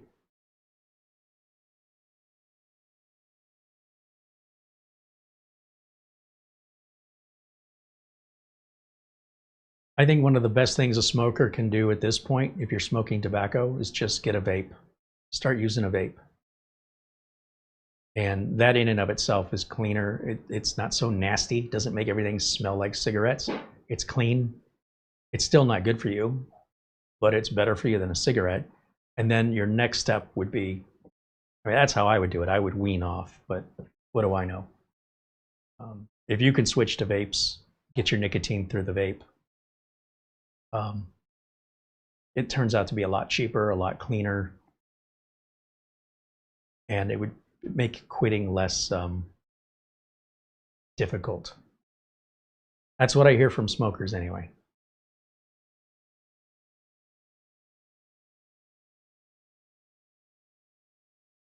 Medical Assassin, Carey, thank you for sharing your knowledge. For some reason, YouTube is not posting that you are live. You got to turn those subscriptions on. Make sure that you have the subscribe button. Make sure that the bell notifications are checked. And in your YouTube settings of your account, make sure that you're giving it the way you want to be notified. Like it could send out text messages, it could send out emails. And sometimes they do take a few minutes, but did anybody get a notification that we were going live today? Before I would make a statement that said YouTube isn't sending it out, it could be your configuration. And I would just ask other people before I come to any conclusion and say YouTube did something. It's more than likely you did something. So I would just check that first if I were you, just to make sure that a setting hasn't changed without you knowing, and just verify all of that. But we'll see what people in the chat say, if anybody got a notification. But I would ask first before I came to any conclusions. Also, it could be sending to an email that you no longer use, or in a spam filter. So all of that would be something you'd want to check. Yeah, Shane Perkins says he got the notification. So if somebody's getting a notification and somebody else isn't, that's not a YouTube problem. That's a configuration problem. Right? Because we do want you to get notified. And I'm not trying to insult or put anybody down. I'm just trying to get to the point of it. And that is, double check those settings, make sure that you've got it set up correctly and something hasn't changed. And do all that, because that's within your control. If YouTube's actually not sending them out, nothing you can do about it. But most times it's user error. Yeah, so we get a bunch of people that were notified. Lagrinia said he quit smoking in 2008. I used to smoke 2 packs a day. He quit cold turkey. Woo! That's a tough one. Good for you. Mark Gaines said he stopped smoking 10 years ago. Well, see, today though, you got those vapes, right? You can still get that nicotine, and it's less expensive and it's cleaner, and it's not going to give you the same kind of lung disease. You get a different lung disease, but and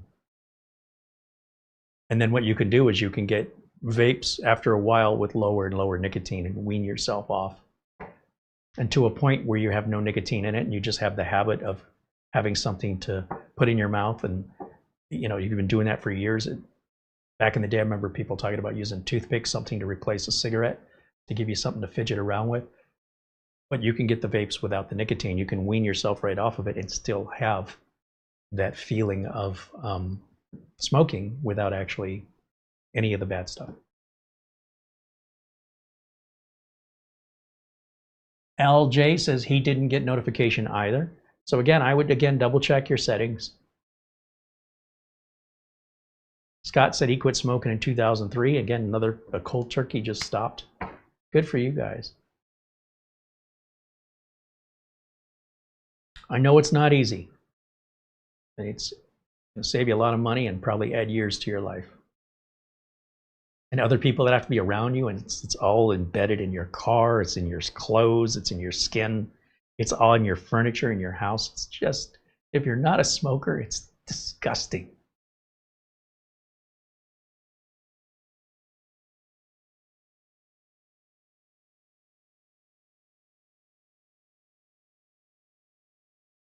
Jim Guinea says, what about popcorn lung?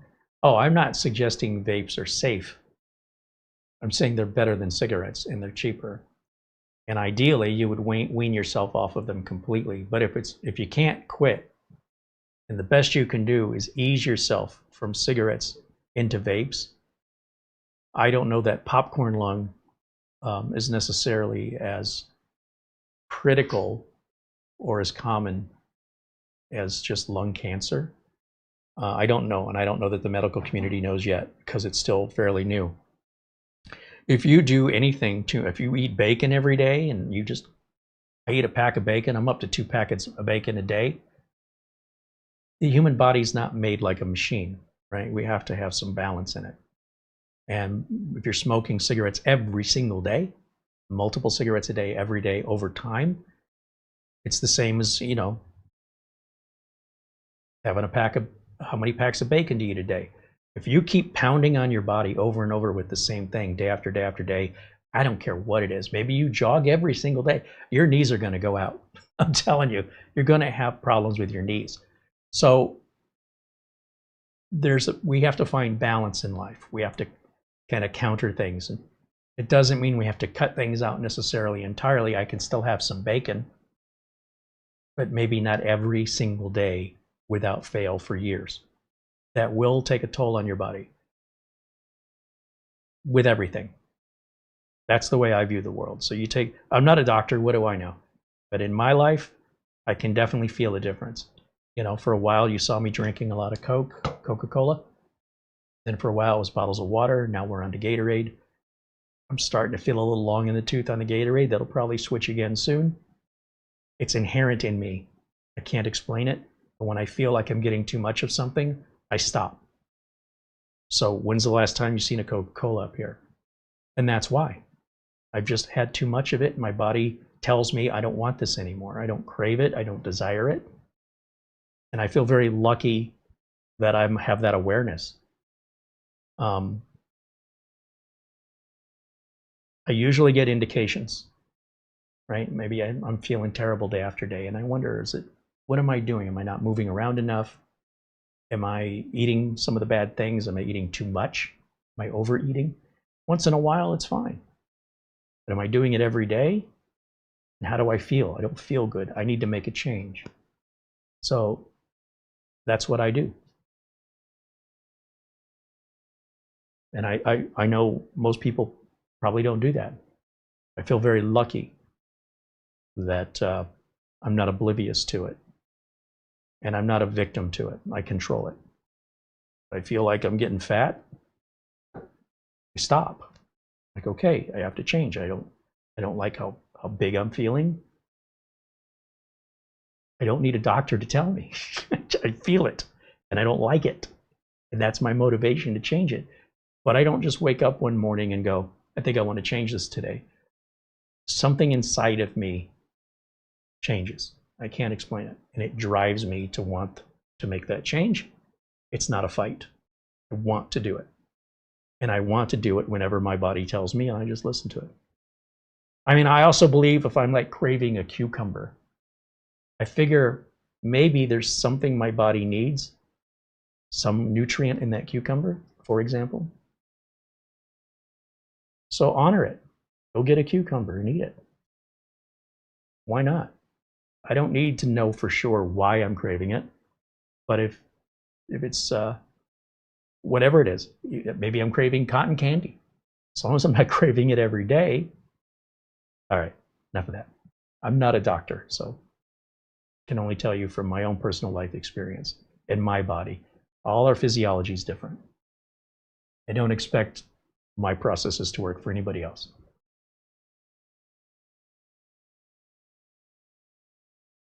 David Graham says, I never get a notification and I have everything set right.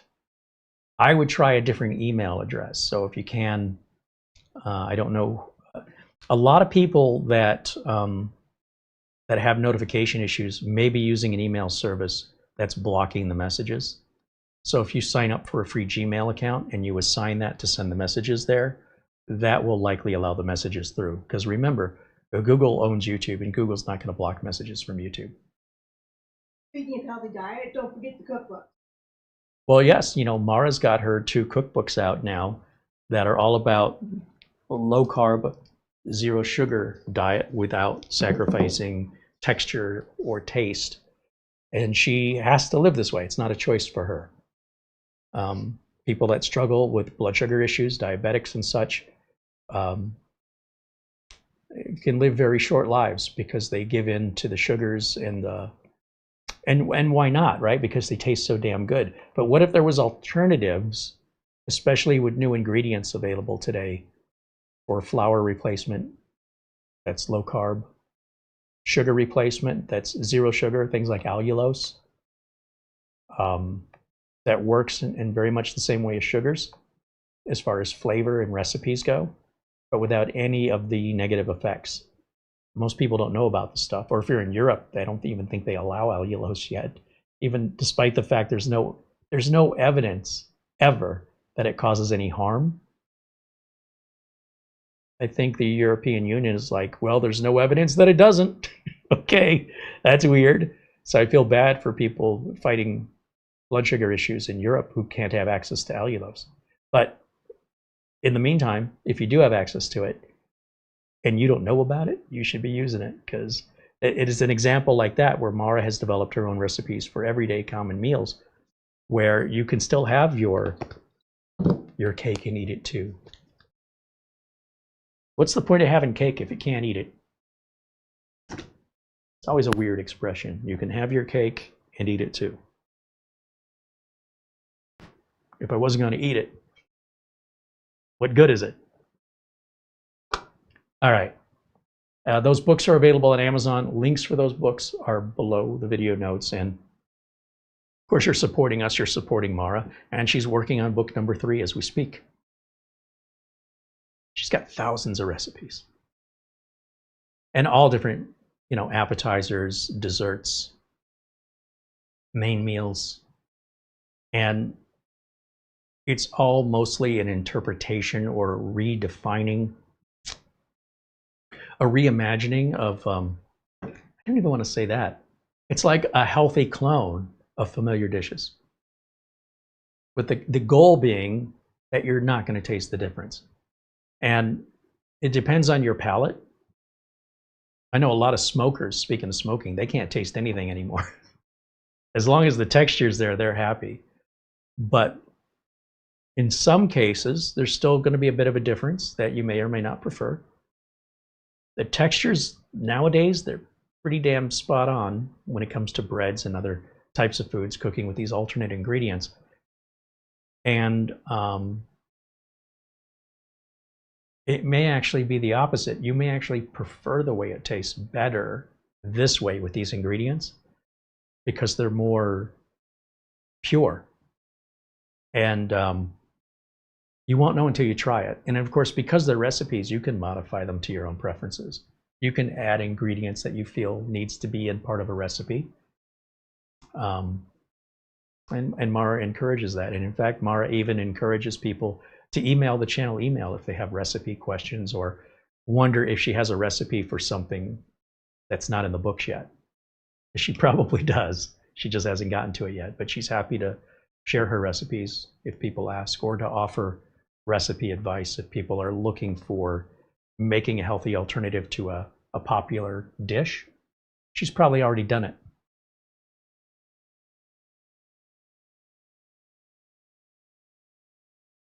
David Graham says, and by the way, this is an example, it's almost always user error when it comes to people not receiving the YouTube notifications.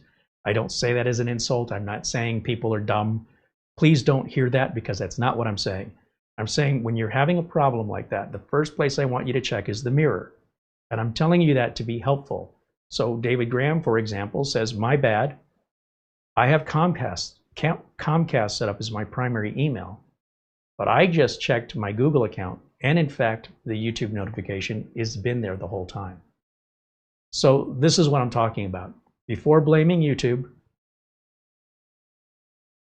what is it? Check yourself before you wreck yourself.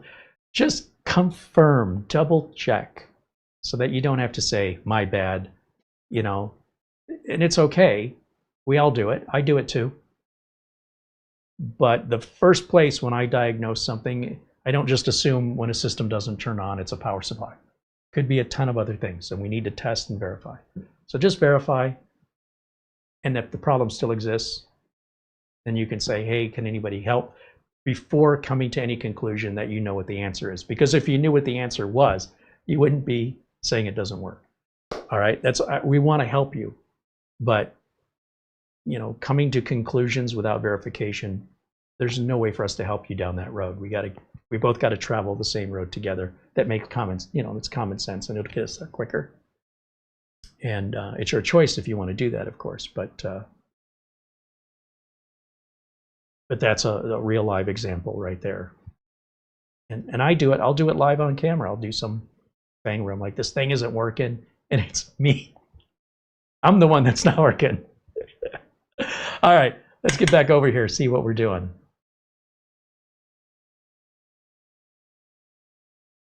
All right, full screen over here. Copilot, yeah. Windows backup, no thank you. Let's close that. Let's hit that Windows Update one more time. And this time, while we're in Windows Update, let me grab my flash drive and copy my utilities over. Failing updates, that's normal. Nothing to worry about, unless it keeps appearing. It's nothing to worry about. And then let's plug in our USB. Oh yeah, now we're getting 25H2, very good. So while that's installing, let's go over to the flash drive. And let's see, I want to put VLC on here. And I want to put Crystal Disk Mark Portable. Whoops. Let's grab that and drag it out. Let's grab hardware info, that out. Cinebench, drag that out. And let's grab Uncle Carey's Windows 11 optimizer. Whoops, I didn't mean to double click on that. Say no. Drag it out here. And Nick just put an update on that, and we're talking about adding a couple more features here, maybe before the first of the year. So always make sure if you have the optimizer that you check it for updates regularly anytime you run it. And then if you want to buy the optimizer, it's only $20. You can run it on as many machines for the life of you on the software. We're on an honor system, and we're just asking people, don't copy this off to your friends. You can run it on your friend's computer, but there should be no reason to leave it on your friend's computer. Take it back off. And if your friend wants to buy it, we appreciate the support. That helps keep us in business. That helps keep our motivation up for more updates. If the Windows 10 optimizer didn't sell very well, if everybody just copied it off and we didn't make enough money to make it worth our while, there would not have been a Windows 11 optimizer. I just want you to know, it's common sense, right? So everybody that supports us, we hope we're giving you a great value. We're trying to put everything into your benefit, but at the same time, we're not a charity. We're not in a financial position to be giving away money. So we would appreciate if you didn't give away our money too, right? If somebody really likes it, You want to run it on their computer? I think it's great. Please don't copy it off for people. Encourage them to support us so that we can continue to develop it. And eventually, the marketplace will decide if that's something we can afford to continue or not, based on the behavior of the end users who purchase it. So our future is in your hands. All right, with that, I think I'm done with the flash drive. So I'll take that and put it away. And while we're waiting for these final updates, I'm happy to address any questions you've got here while we're waiting. Katrina says, I'm late, but better late than never. Welcome in, Katrina.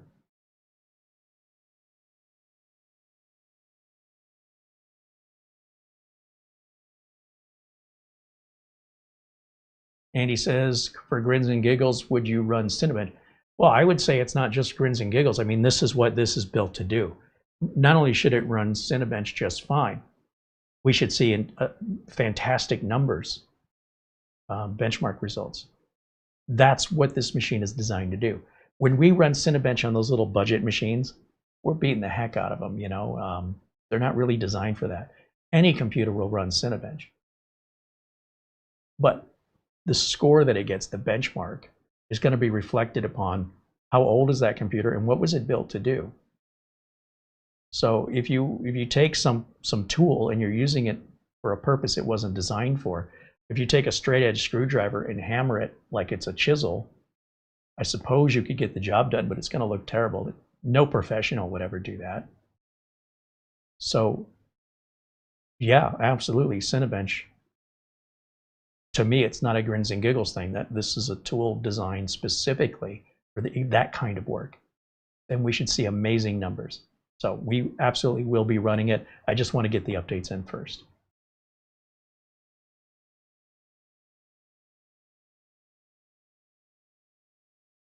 Eddie Sawyer says, I bought it. Oh, the optimizer? Thank you, Eddie. Robert Jones pops in and says hello. So welcome into Robert Jones. Let me scroll up just to see what conversations I might have missed here.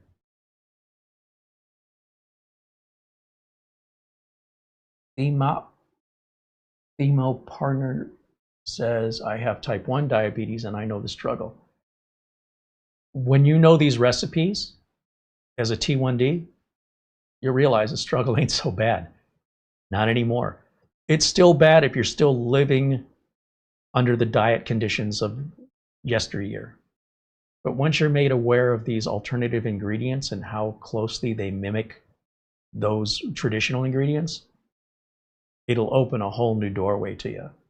It's like just raising awareness this exists. And it's still possible to eat cardboard tasting stuff if you want to, doing it the old school way with the old school ingredients.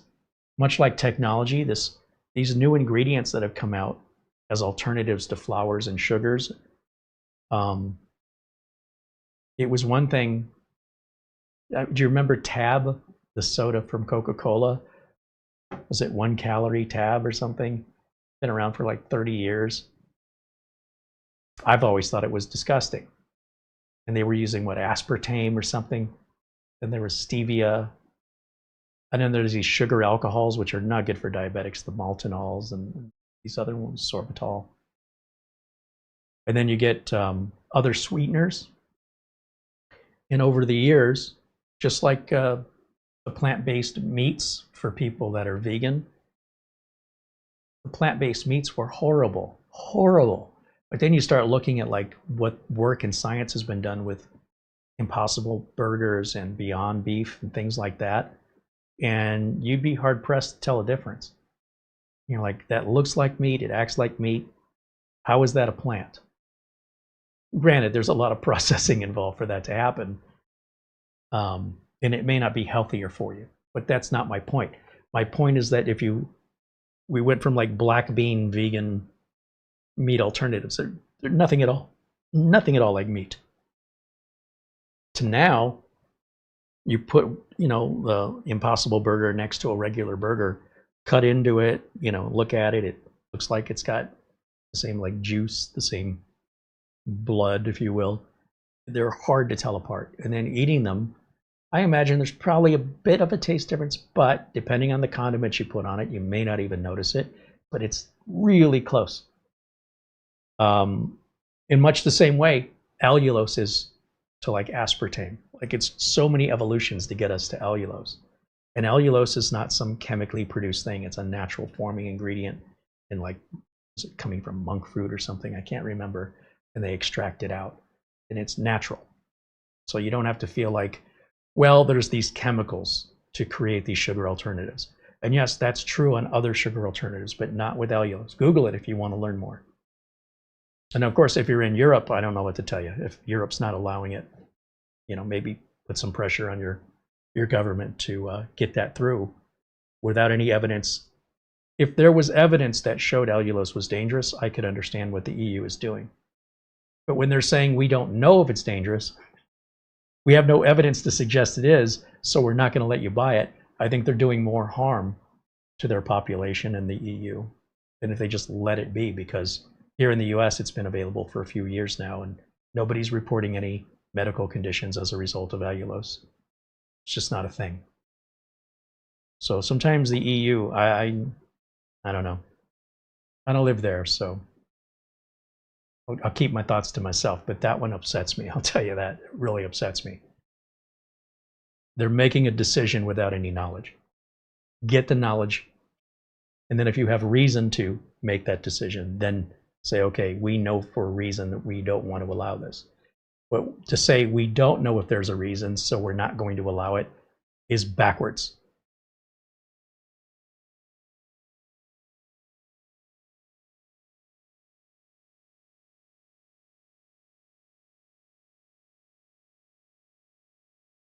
Mark Baggett said he gets notifications, though sometimes he gets them late. Yeah, Jim Kenny says he got the notification an hour ago, which was maybe an hour after we started. And I know they can come in late. That's definitely a thing. I think the majority of the YouTube notifications go out before the video starts. However, it also depends on how often your email is checking for new emails. That may also still be on your end. So if you're using a Gmail account, I can tell you right now, it should be instantaneous. Should be. Like within a minute of when we start the video, that notification should go out and you should get it. But if you have other email services, I can't speak for them and what those delays may be. And I'm not talking about checking your email account through Thunderbird or Outlook. I'm talking about going to gmail.com, because you may have that program set to only check your email every 20 minutes or so. You know what I'm saying? So it appears to you that you're getting it late when in fact you've set your program to not check often enough. So that's a possibility. I'm not saying that's what it is, but that may be a reason. Something worth verifying. All right, let's see how we're doing over here. Still downloading 25H2, very good. This shouldn't take too much longer. You know, while we're running this, I think we can run Crystal Disk Mark, even though it's not a genuine, it's not a valid test under ideal circumstances where the system is idle. It should get us in the ballpark.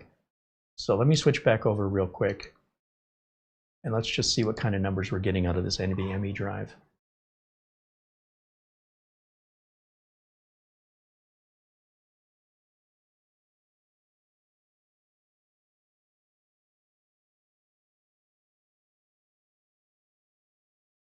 So this is a 2 terabyte drive. You'll see here we're using 93 gigs out of 1862, which is 2 terabytes essentially. We're at the high end of Gen 4. That's impressive. A lot of times on these pre-built, especially mini PCs, you're going to be around 5,000 megabytes per second, just right kind of down the middle. Anything over 7,000 would be considered the upper end of Gen 4, and that's the highest I think I've ever seen when we provide our own Gen 4 drives on our own builds is around 7,300. So to have it come right from the manufacturer at 7,100, over 7,100, may be the fastest Gen 4 drive on a pre-built we've ever seen before. So do you think I'm impressed? On the other hand, look at the price. And even at that price, I would still think they're using the same sort of middling Gen 4, but clearly NIMO's made a very good decision here, in my opinion. At this price point, you pretty much go to the best. Now, there are drives that are slightly faster than this, but as a human being, you wouldn't notice that. You know, between 7126 and 7300, we're talking fractions of milliseconds. So I'm good with it. All right, we're going to do the final read speed here on the left. And remember, that actually may be 7300 if I wasn't downloading and running updates in the background. So this number here may be lower than what I would consider a legitimate test where the system is idle and we can give 100% of the resources to the NVMe. I would have to verify that, but right out of the gate, even if it didn't get any better than this, we're still really good. Now, the write speeds are traditionally going to be slower, just across the board, usually by around 1,000. Once again, oh, here we go. We're climbing up. That's why it runs several tests. And again, writing is taking place during the Windows update. So this number and this number are very close. And that's pretty unusual, except on the top tier Gen 4 NVMe drives on the market. So I'm very impressed with this. I'm kind of curious if who makes this. Let's go to the yellow folder here. And let's go to this PC, and let's right-click on the C drive and go to Properties and click the Hardware tab and see who makes this drive. Oh, well, that explains it. Oh, they're not playing. That's a Western Digital Black SN7100 2TB drive. All right, that explains it. That's not a Kingston drive, ladies and gentlemen. Out of curiosity, what does that drive sell for? Because I know drive prices have been going up along with RAM and even GPU prices too. So let's get over here to Amazon right quick. Yeah, I think that's worth talking about. Western Digital SN7100 2TB.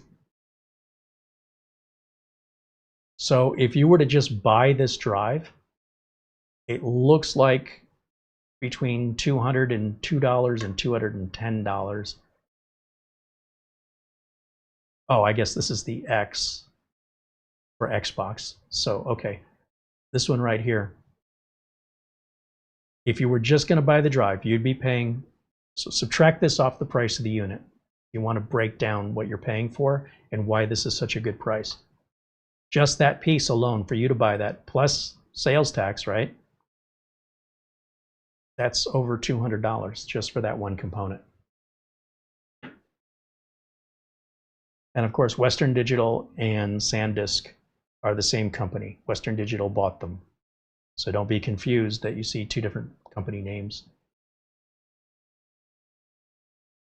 What Western Digital wants to do is Western Digital decided any mechanical drives will be Western Digital from now on, and any solid state drives will be SanDisk from now on. And as they're making that transition to the SanDisk name, you'll see they put both companies on it. But eventually they'll probably drop the Western Digital name completely in the future on solid state drives, and they'll just say SanDisk. So that's what's going on in the industry, and it takes some time. They don't do that overnight. These numbers are super fantastic. And again, it totally explains it. So I'm sure those numbers will be slightly higher when we allow this update to finish and all the other updates, and we can just say all system resources can be dedicated to the test to get a true performance number of what's possible. All right, let me get back over to the chat. Oh, my chat crashed. I was hoping they'd solve this problem by now between all of the Google Chrome updates and the YouTube Studio updates, but no, during live chat, we run out of memory and the whole thing crashes, and I'm sure it's still happening to you guys too, and it's been going on for about 2 years now and they haven't fixed it. Nothing we can do about it.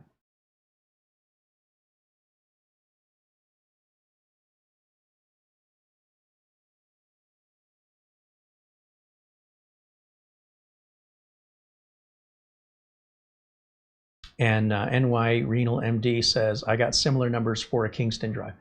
Yes. Okay, so it is possible that they switch drives out depending on what's available, that they got the same unit, but theirs came with a Kingston, but their Kingston is running at the same performance level. When I'm referring to Kingston, I'm referring to like the NV2, the NV3 that we've been seeing on NIMO computers that are typically found in budget mini PCs. They're not bad, and they're not, you know, top of the line. They're exactly what you're paying for. They run about 5,000 megabytes per second. So Kingston makes probably 50 different models of solid state drive and flash drive, all running the gamut from budget to high end and all the prices in between. So that's good to know that they are using a Kingston drive, but it's not the NV2 or NV3 apparently. I would wonder which model Kingston you got.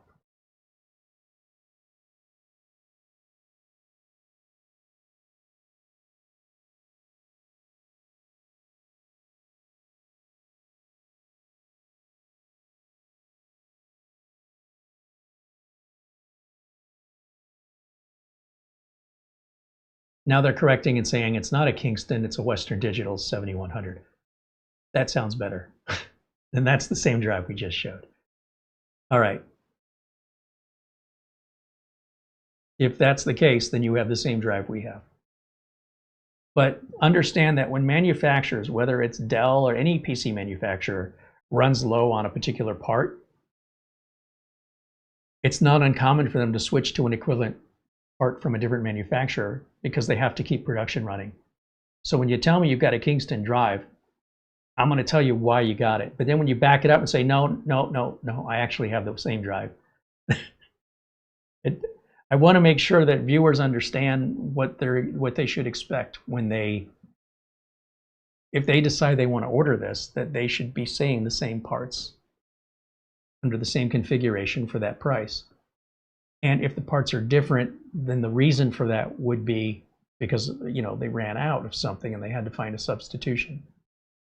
But it doesn't sound like any substitution was needed and you just remembered it wrong. W.E. Holmes says, I am seriously considering this thing. It's $750 less than the MS S1 Max with a single 2.5 instead of the dual 10 gig ports and no PCIe slot, which I don't need. Yeah, I do believe you get a little bit more on the Minis form, but you're going to pay a lot more for it.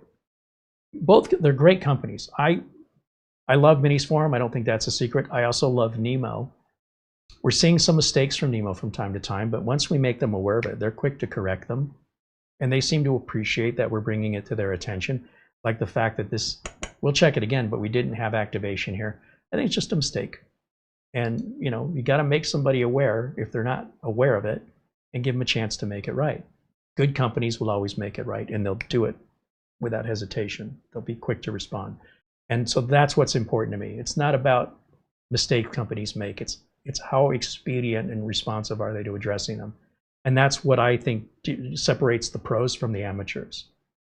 And for my customers, if I did that to my customers and said, I'll return your call eventually, I'll get around to it, or I'll fix your problem in a few days, they're probably going to have somebody else fix their problem.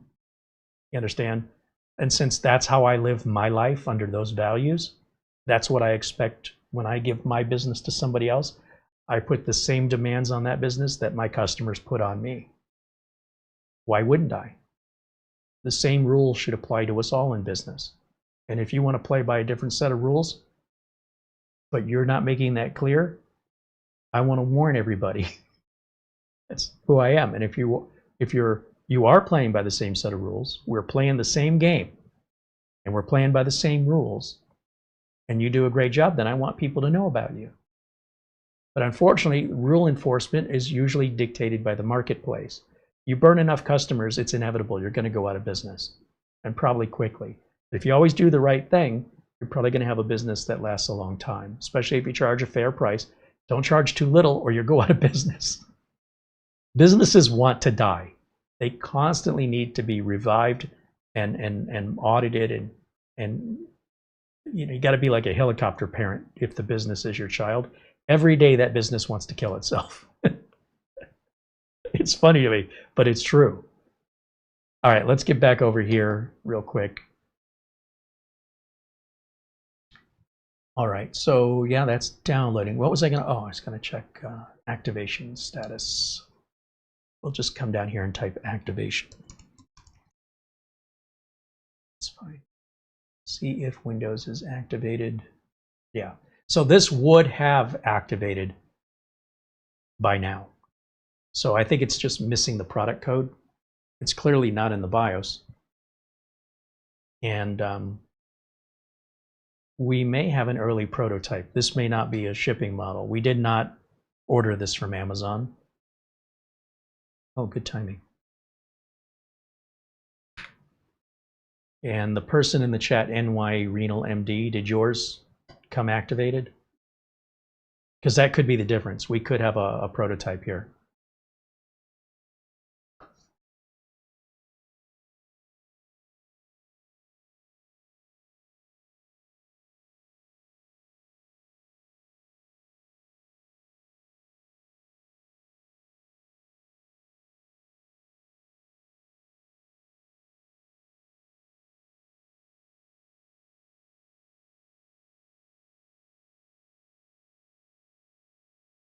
W. Holmes says, I like that you can extend support another year on this for just $60. You can have a 3-year total support. When you spend this kind of money, I don't normally recommend extended warranties unless what you're buying is over $1,000. You know, if you're buying a mini PC or something, by the time it's out of warranty, just buy another one. If you even have a problem with it, which is unlikely. But if you're just unlucky and it happens. I was watching a video before today's broadcast where a guy had he bought an extended warranty for a used car at the dealership. That's $3,500 and he makes like $115 a month payments on it. And then transmission problem, the insurance adjuster came out and looked at the car and said, we're not honoring this warranty because you don't have the spec tires on the car. Like, who cares? What does that got to do with anything? That's what tires the car came with. Well, too bad. So if it were me and I was buying a used car, I would never buy the extended warranty unless it was like one of those certified pre-owned that the manufacturer offers. Like if you buy a certified pre-owned BMW, they'll have like an extended warranty for a period of time, whatever that is. And there's usually like a $50 deductible or whatever. When you bring the car in, that's all you pay. Once that goes away, it's not worth, everything's too expensive for maintenance at a certain point. You're just better off getting another car. And the nicer, more expensive the car, the more expensive the maintenance and the parts. So this poor person, you know, they got an old truck that was pretty well used. The unscrupulous dealer sold them a warranty that wasn't valid because it, right out of the gate, didn't have the stock tires on it. Fast forward a year and a half, 2 years, and they need to use the warranty. The adjuster comes out and goes, no, tires don't match, so we're not honoring the warranty. If you think about just taking that $113 a month and putting it in the bank so that you could be your own insurance company, remember, they're making money, the insurance companies. These extended warranties, they sell for a reason. They're a very high profit item to give you nothing. If this person set aside essentially $3,500 at the same rate, $115 a month, I bet you this transmission repair would cost less than that. And they would still have money left over just being their own warranty company. But that's just me. Something brand new that's expensive, an expensive laptop, a high-end mini PC, I would say, yeah, if the extended warranty is coming from the manufacturer, not from a third party. I'm not talking about going to Best Buy and getting a warranty through Allstate or something like that. No, thank you. But because they have all these reasons where they deny it. When you get it from the manufacturer, the likelihood of, you know, them fulfilling that warranty the way we would all reasonably expect is much more likely than a third-party warranty supplier, in my experience. So those are my conditions. The extended warranty must be from the manufacturer, right? So in the case of my BMW example, it's a BMW extended warranty, certified pre-owned CPO, or it comes directly from the manufacturer, like from NIMO. It's NIMO selling the warranty, not a third party like Allstate. But you can go in Best Buy and you can buy an extended warranty for anything Best Buy sells. All state. It's like they have all these online gambling. You can bet on anything. We don't care. We'll take your money. Is Carey's video going to end on time today? You can bet on that. You can bet against it. We'll take your money. Whatever you want to bet on, we'll take it. Do you know why? Because they make a lot of money with that. They don't pay out a lot. So these third-party warranty companies really, before you sign up, at least do your research. I can't universally say they're all bad, not legally. But if that's my only option as a third party, I probably won't even do the research. Me personally, no. I'd rather run the risk myself. I had a car salesman trying and sell me that extended warranty. He goes, well, you know, these new cars, they have all the fancy electronics that can go bad, and you know, they're more likely to break than old cars. I said, that's not been my experience. Most new cars that I've had experience with have had them for an average of 8 years. And the newer the car is, the later the model, the fewer the problems. They're more reliable, more fuel efficient, they're quieter, they're more comfortable. Everything is better. Oh no, well, I work in the dealership. I can tell you, we see them roll in here all the time. I go, so you're telling me the car that I'm buying right now is unreliable? Well, things can happen. I go, let me just stop you. If this car has problems outside of its warranty, I will trade it in for another manufacturer car, and I will never, ever buy this manufacturer again. Because if this manufacturer is telling you that you should be telling me to buy an extended warranty because lots of things can go wrong outside of warranty, that's not a manufacturer I want to buy from. I will never buy this brand again. And also, it's not like I haven't owned new cars before. And I can tell you from my own personal experience, they're only getting more reliable, not less reliable. I don't know what world you live in, but that's not my world. So let's not even discuss this any further. So yeah, the sales and finance and insurance guys, we don't like each other. They're trying to convince me this really high profit from the dealership is critical. But to me, it's like, you're telling me what I'm buying needs a warranty? Like an extended one? I can't trust it, it's not good enough? Because if so, let's cancel the sale. Let me go to a different dealership, to another manufacturer that, but they all do it, right? And this guy wanted $2,000 for an extended warranty on the car. And I said, no. And he's like, well, let me try something. And he's typing. He goes, what if I could offer that to you for $1,000? I go, well, now I'm offended. Why are you offended? Because you just told me that you're going to make money on this at $1,000. But you wanted to see if I was dumb enough that you could double your profit, or you could make even more by doubling the cost. Well, I got to try selling at retail. I'm like, this is offensive. You're treating me like an idiot, and I don't appreciate it. I don't think I said exactly that, but I probably said something like, no, I'm not that dumb. I mean, you just offered me something for $2,000, and in 2 minutes, that exact same thing just dropped half in value. Now I definitely don't want it. What is your cost on this that you're still making money at $1,000? Is it $75 and you're still making $925 in profit instead of $1,925? Like, you're taking advantage of me? Like, I'm not stupid? Like, let's just wrap the paperwork up, finish this up. I want the deal the way I want it. I'll take responsibility for it. Do you want to prepay for oil changes? What's the discount? Oh, there's no discount. I go, why would I pay full price in advance for oil changes? If there's no discount, where's the incentive? Oh, you don't have to worry about it. No, I got to worry about adding that onto the bill that I'm paying interest on and payments. Are you nuts? In the meantime, you're going to send me newsletters all the time in my email with coupons for oil changes, and you're going to tell me that I should pay full price right now rather than wait for the coupon? I said, please, just wrap the deal. Whatever you're doing, just stop.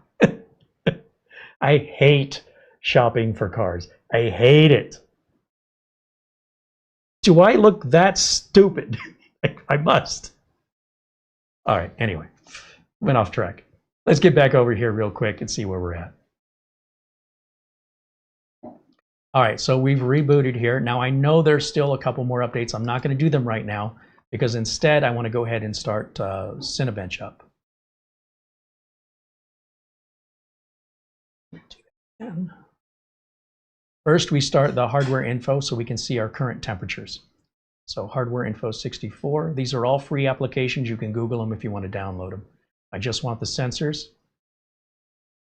And I hit start. Don't care about that. And we want to look at our temps. So just look for the temperature range here. You should see something is in Celsius. Right down here. And then there's an arrow right here, core temperatures. That's what I want to focus on. And you can see on all these cores, we're running nice and cool. This can't be right. I mean, I can't believe this would be running at 1.9. I think this may be more of a sensor issue on some of these brand new chips. Maybe that's why it was offering me the update to the software, but I don't really care about that. I just want kind of an overall picture. I don't need to know the details to that level of specification or that level of minutia. So let's go ahead and start up Cinebench, and you should see some amazing numbers out of this. This is not a graphics test. This is a CPU performance benchmark. So don't be fooled because it's drawing a picture that it has anything to do with our GPU. Cinebench has never been a GPU test. Let's go ahead and hit start. It's going to warm up on the multi-core we're doing first here, and it's going to warm everything up for 10 minutes, which is why there's a 10-minute countdown on the left side here. And then we want to watch, our current temperatures on the, this thing's getting hot. We're looking at, and I can start hearing the fans now. And you'll see we're in the red here at 96. Now, what I'm curious about is what the maximum sustainable temperature is before this thing kicks into shutting itself down for protection. I think it's 100, and we're still a few degrees away. The problem is if you run it too cool, then you're losing performance, and if you run it too hot, then you're going to degrade the chip. If you run it hot all the time, you're going to degrade it that much sooner. Its lifespan is going to be reduced. So we're trying to get the highest reliable, sustainable performance, where we're not leaving anything on the table, and we're not, killing our silicon by just beating the heck out of it constantly. Now, once in a while is fine. But if this is a regular thing, then obviously you can expect your stuff to wear out that much sooner. And I do absolutely hear the fans now. They are quite noticeable. All right, let me run over to, let's see, we'll run over to camera 1. And just let me see an AI 395 Max.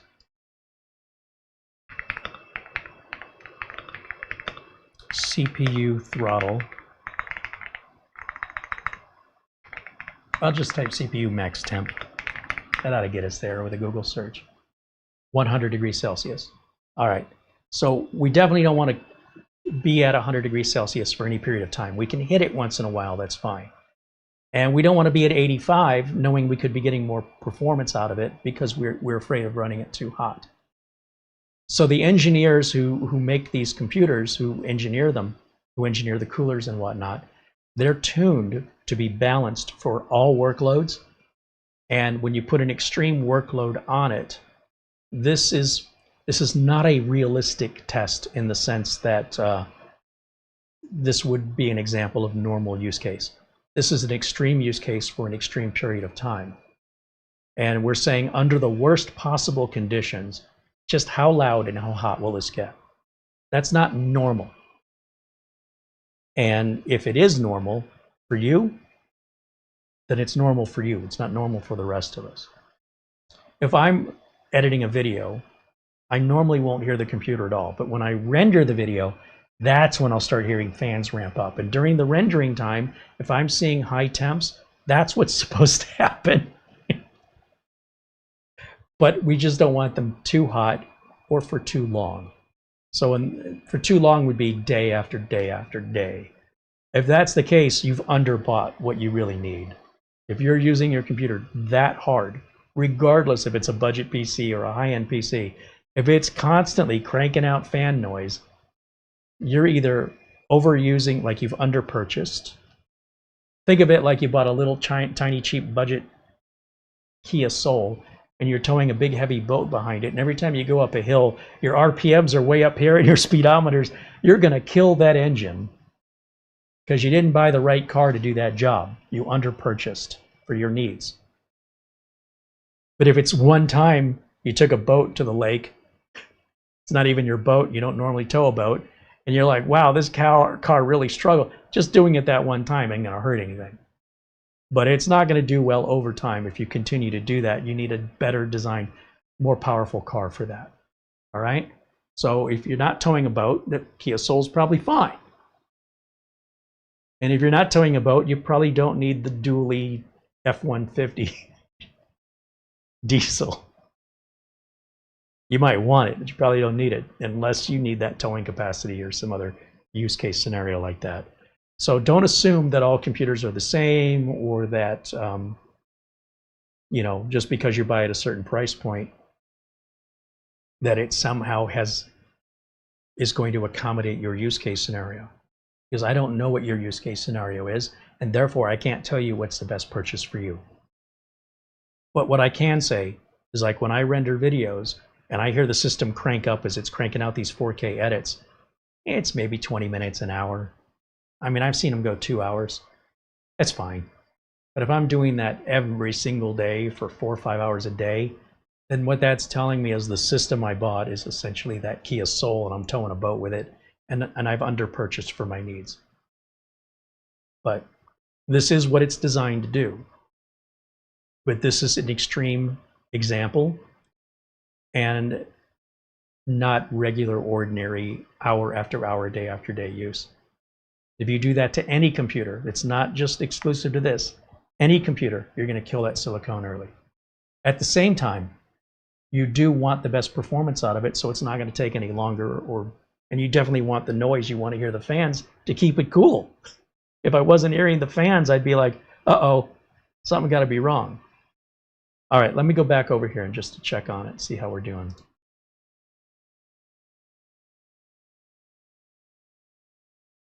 Usually the first 2 minutes of the test are what gets the hottest.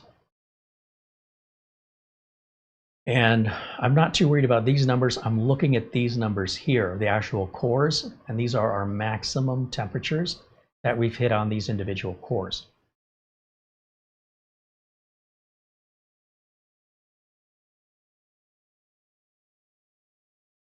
So when you see 96.3,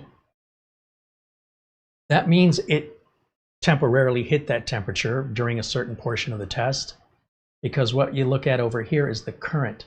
So if this one hit 96.6, it did so momentarily. Right now it's at 87. So these numbers fluctuate just like the tachometer on your car, the RPMs, depending on, are you passing somebody, are you going up a hill, or are you just in cruise control or whatever, driving a steady speed. It's supposed to be switching back and forth, and this side is reserving our highest numbers that were momentarily hit. This is our minimum numbers since we started the test, and these are the current numbers. That's why there's these 3 rows. What's the 4th row? That's the overall average, which I don't know how good that is, but that's just an average. We've got just under 3 minutes left of the warm-up, and then it will run the benchmark, and we'll see what numbers we get and how they compare down here. All right, so yeah, this should do really, really well. I'm expecting it to.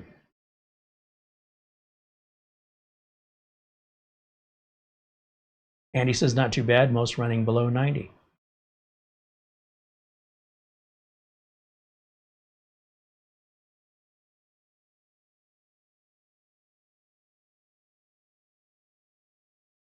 And you can see by how fast it's drawing the image on the screen. If you've ever watched me run this test, it's pretty rare we see that happen that quickly. So you can already tell this thing's cooking. NY Renal MD said their Windows did come activated, but I honestly didn't check until now.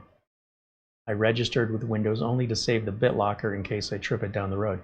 Yeah, I don't use BitLocker and I don't recommend it, but if you are going to use it, you should absolutely have a Microsoft account, for sure.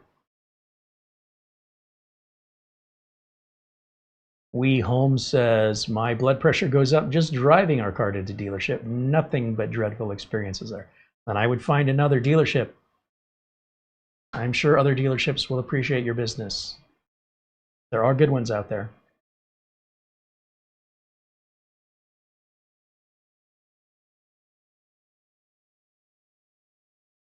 Okay, while we're waiting for the test, if anybody has any other questions for me, this will be a great time to ask.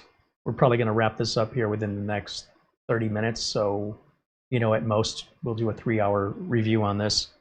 Again, everything's unscripted and in real time to remind you why these videos are so long. And if you were to buy one of these, don't think you're going to take it out of the box, plug it in, and all your software is all set. You're going to put hours into it. All right. And if you want to watch commercials, that's pretty much every other enthusiast channel on YouTube.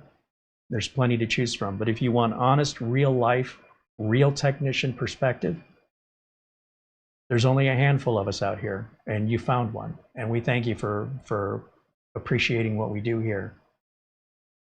And so long as this remains an oddity on YouTube, that we show real work from real professionals and real use cases, live and unscripted, that motivates me to keep doing it. The other thing that motivates me, of course, is hearing from you guys that you support it, that you appreciate it. Because otherwise, if everybody just wants to watch commercials, then we're just in the way. But so long as we know people appreciate it, and so long as we know that there's very few content creators on YouTube like this, because let's face it, you can't make a living doing this without the support of your community or selling out. That's pretty much it. One of two choices. So you guys enable us to continue, and your support is what dictates our future. Without you, we would not be here. The whole commercials, paying for the, you know, the YouTube ads, paying for the content. They still pay for content, but it's gas money.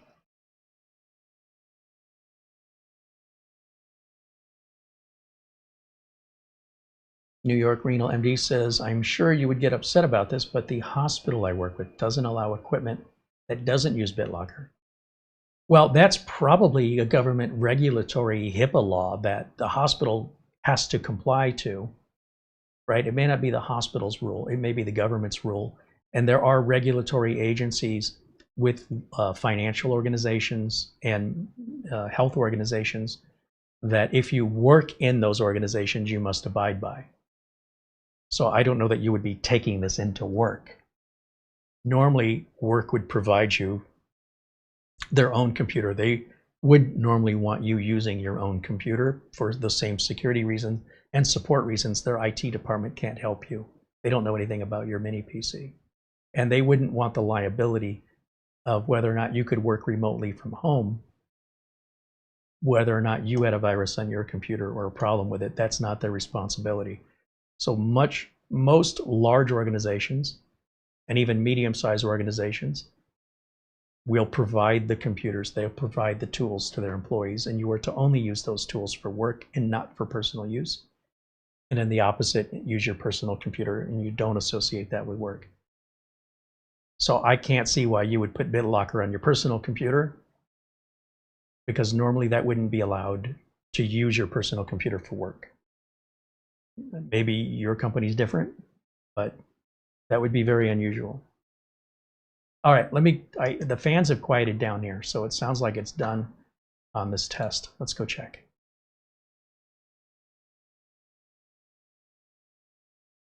It appears, yeah, look at this, look at the score. It's above a Threadripper 2900 WX, and if you know how much money that chip is, and how much power it consumes, that can give you some perspective to just what this number means. Now, the single core test is kind of pointless, but let's go ahead and run it anyway. Because what you're doing is you're saying, I want to ignore, essentially, it's like having an 8-cylinder engine and saying, let's shut down 7 cylinders and let's see how much horsepower we get. Why would you do that? But if you want to check your single core performance, because some games, older games especially, rely more on single core, they don't take advantage of more than one core. It's not common today, but back in the day, this was a measure for gaming, since most games at that time simply ran better with one core. And I suspect because it was once that way, it'll stay this way forever, in the sense that we still measure it.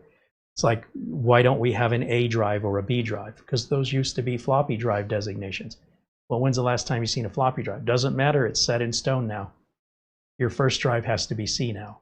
It can no longer be A or B, because those are still reserved in case we ever want to go back to floppies, I guess.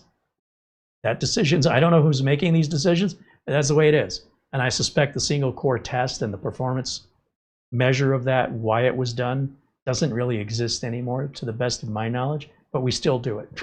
Okay. All right, so again, we're gonna keep an eye on this. And again, the first 2 minutes of the test are probably gonna run the hottest. We can usually tell which of these cores is the one that's running by simply looking at which one's the hottest right now. So we just look down our current temps. What's the hottest one? Core 0?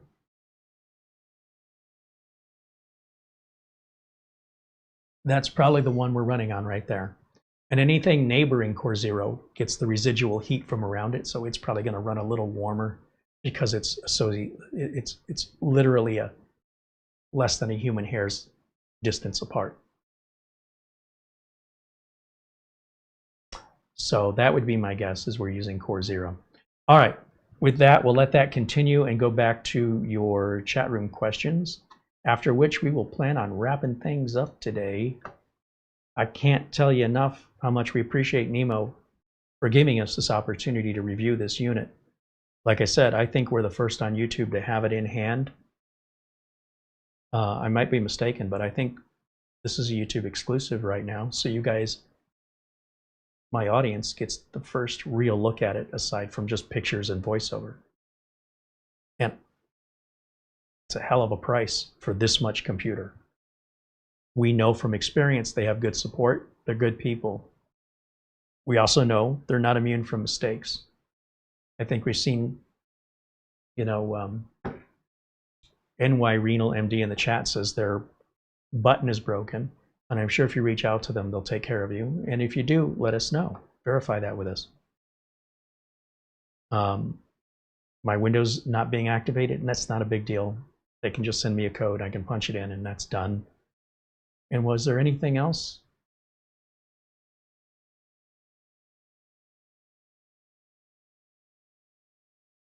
I'm always trying to find a way to, what could make this better, right? I'm just thinking to myself, what could they have done to make it better? Could have 10 gig. It could have Oculink, I guess. But what would we be willing to sacrifice? I also want to see the port speeds listed on the marketing, where it tells us the port speeds on the front but not on the back. In the past, we've seen this before, and they've corrected it right away once it was brought to their attention. So we're going to let them know. We'd just like to know, right? Same with the port speed on the network card being a 2.5. I don't recall seeing that listed. What are the speeds of the USB ports? Telling me it's USB 3, 3.2, or that it's Type C is not enough information. I want the speed. In fact, I would prefer if companies stopped calling it USB A or C. Just say it's USB with the speed. Is it 5? Is it 10? Is it 20? Is it 40? Is it 80? Because that tells you which USB it is. Apart from just visually looking at it, you can tell a Type A from a Type C. That's pretty obvious. But Type A could be several different, could be USB 1, 2, 3, 3.1, 3.2, 3.2 Gen 2, 3.2 Gen 2 by 2. And then Type C could be USB 3, it could be USB 4, it could be Thunderbolt. So we need to know what are the speeds, not necessarily what are the port types. So we will offer this information, and like I said, they're usually very appreciative of it, and they're usually quick to make those updates. It only helps them sell units anyway, right? It's not like you can provide too much information to a customer and then have the customer go, this isn't what I was expecting. Well, you were expecting something other than what we said, but if they never said it, then who knows? So, I think it's just an oversight. Again, if this is the biggest complaint I can find, they're doing pretty good. If you watch this channel, you know I can be pretty nitpicky about stuff. And sometimes it's major stuff. Sometimes it's deal breakers. Nothing here is a deal breaker for me. And if you price out the AI 395 Max, or 395 Plus Max from other manufacturers, and you find one for less money than this, I want you to tell me about it.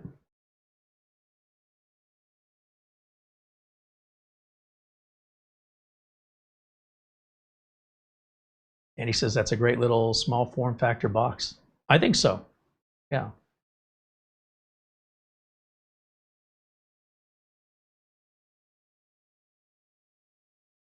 Black Carbon Dragon 760. What do I think of Windows 11 Copilot interfering with the computer hardware, slowing things down? I have no idea what you're talking about. What I would say is, I want to know, why do you think that's a problem? Why do you assume that you're having an issue that I have any concept of? Why do you think, because you've experienced something, that everybody else has experienced too? No one's ever asked me that question in the history of this channel. So are you going to forums where you guys are just like feeding information back and forth to each other in a select little group? Because what I would rather do, in order for me to be able to help you, is I have to understand what your role in this problem is.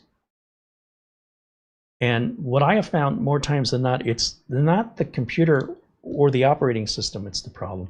It's the person using it as a misunderstanding. So not always, but a lot of time. And because we don't know you, and I'm familiar with you, I don't know where you are in this spectrum of the internet. So the best way I can help you isn't to ask me, what do I think about a problem, when I'm not aware that that problem even exists outside of your world. But rather, why am I having this problem? And in that case, I need to know, what is the problem you're having? When did it start? What kind of computer do you have? And then it may be that you're correlating the symptom to a cause which has nothing to do with the symptom. And it's just by coincidence that when you turned off, when you went back to Windows 10 and you got out of Windows 11, my question would be, how old is this computer? Because I have no idea what you're talking about. And if you're truly looking for help, right? Some people aren't looking for help. Some people are just looking to bully. And I'm not saying you're one or the other, but I don't know. Right now, it's 50-50 for me until I get to understand where you're coming from. Some people just want to sour on things, regardless of any facts or personal experience. Some people will say, isn't it terrible Microsoft is doing this thing with AI? Well, give me an example that you've experienced that's caused you a problem. They go, well, I haven't had one. It's just all these people online are complaining about it. Well, then you don't know what you're talking about. If you can't give me a personal experience of what the issue is, and then allow me an opportunity to help you, but you've decided you figured it out on your own, and how do I feel about it? I feel like you don't work as a professional computer technician, and that you're a hobbyist who's coming to conclusions falsely with a bias against Microsoft, so you're not looking at things objectively. That's what it sounds like. But if you genuinely want help to resolve it, then I need a different approach. I need a more honest, less biased approach where you say, well, this computer I've got is 13 years old and it's not Windows 11 compliant, but I put Windows 11 on it anyway. Okay, well, then what did you expect? If it's, no, my computer's not that old and Windows 11 is slowing it down, then we got to figure out what's going on with the computer. Give me an example that you are experiencing, and I can genuinely help you. But if you think you've already got it figured out, and you think what you're telling me is factual, it doesn't align with anything in my world. Nothing you've said has anybody ever said to me before. And I work with people all over the world for the last 34 years. Now, granted, Copilot hasn't been around that long, but I have no clue what you're talking about. So if you give me an example of use case, and I understand what hardware you're using, it's probably the solution's right there, and it has nothing to do with Microsoft. It's probably, and again, I only mean this to help you, probably something you're misunderstanding or misinterpreting, or not using properly. And if you don't want to hear that, if you find that insulting, then clearly you're just out to bully on something, and you're not really looking for an answer. You're looking for somebody to just go, oh yeah, and jump on board. But I don't do that. I need evidence, and I need proof, and I need to be able to understand it, and that's why I get paid. The emotional side of it, or this conclusionary stuff, is not going to keep me in business because I don't like something. I like getting paid. I've never said to a customer, we got to take off Windows 11 and put on Windows 10. That's never, ever happened. I have had to talk to a customer about their misuse of the computer. That's usually more common. But I do genuinely want to help you, but only if you let me, and it doesn't sound like you really want it.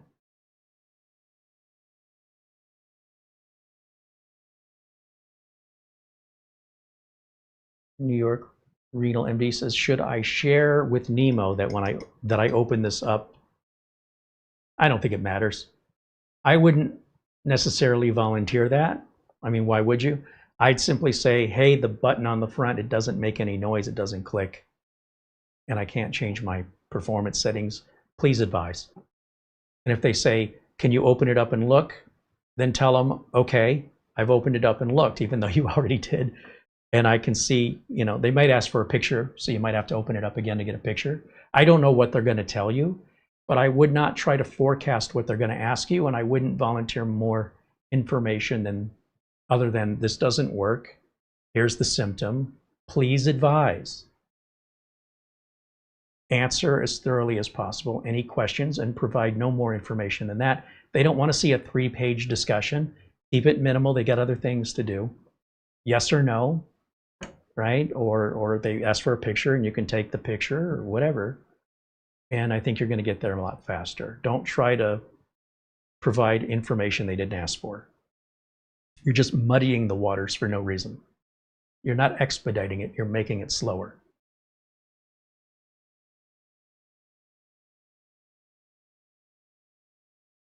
I'm a computer tech, TECK apparently. You can't make this stuff up. I mean, if you don't know how to spell tech, who assigned the role of computer tech to you? Was that something you just decided? Trust me, I'm a computer tech. Is nothing any real computer tech ever says. That's an enthusiast phrase. But, look, I'm not trying to make an enemy out of you, but you're getting too silly. That's just absurd. A computer tech isn't something you call yourself. It is a title that is bestowed upon you from an employer or for somebody that is paying you for a certain employment role. It is not something you just don't assign yourself, I don't know, I'm a certified mechanic. Who certified you? Myself. Okay. I don't know what to tell people. And it's a misspell. That's my point.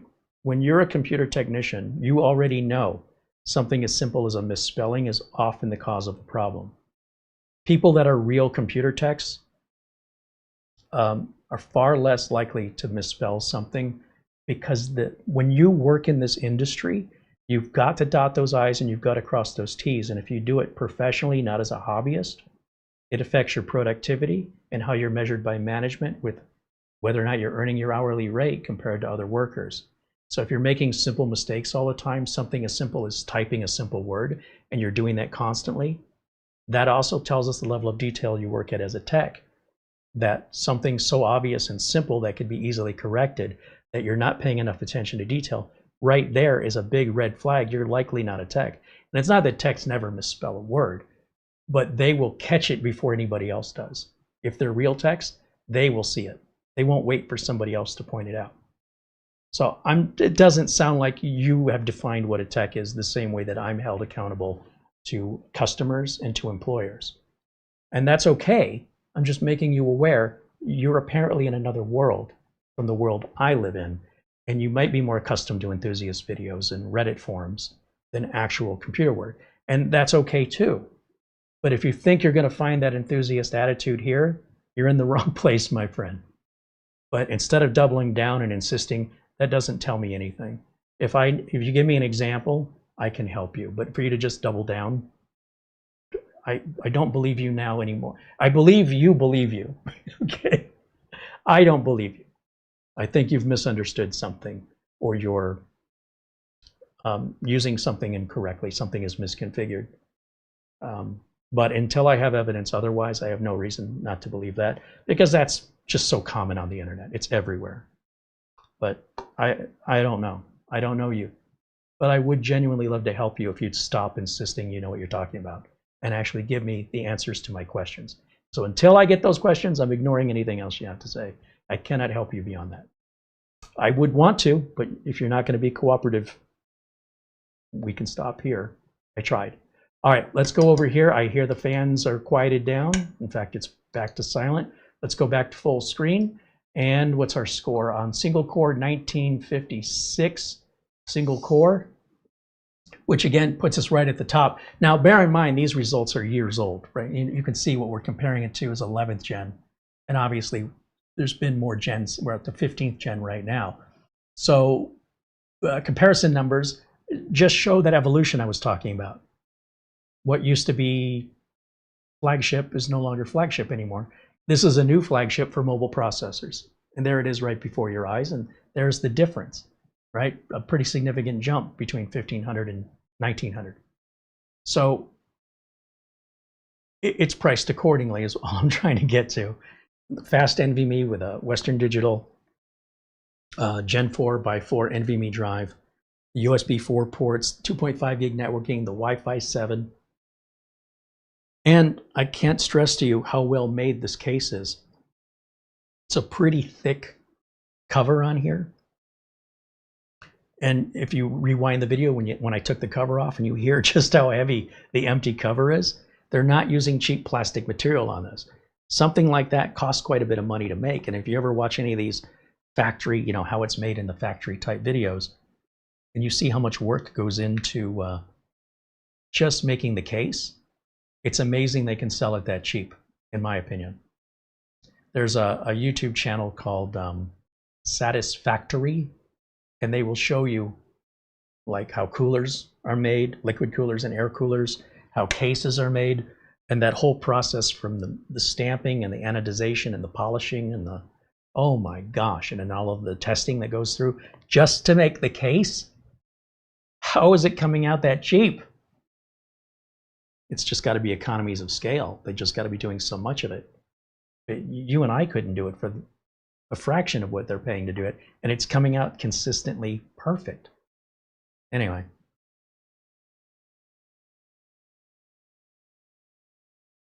Rupin says, Carey, I haven't seen B-Link mentioned in a while. Any particular reason why they haven't been shown or talked about? I'm just wondering. Essentially, B-Link hasn't really been innovating anything that, as far as we can tell, isn't just more rehashing or polishing of what they've already done. Their inventory, if we go to their website and see what they're offering, seems minimal. They only offer a few products. They were a little bit in the space of like the little NAS, which I don't see a point in that at all.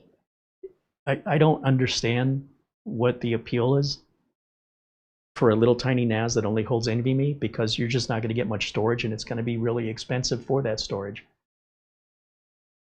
If I have a NAS, I want it because I need the storage capacity, and I want it because perhaps I want to run like some VMs or, I don't know, some sort of apps on it. Otherwise, why not just plug a drive into the back of your router if you just want file storage? I don't understand the point of like the B-Link Mini-Me. I don't get it. So I think we were offered one and we said, no, thank you. I'm not interested. No software. You got to figure it all out on your own. Nothing I would ever use in a professional business environment. Our friend Doug Betts has been using B-Links for his clientele in his real business.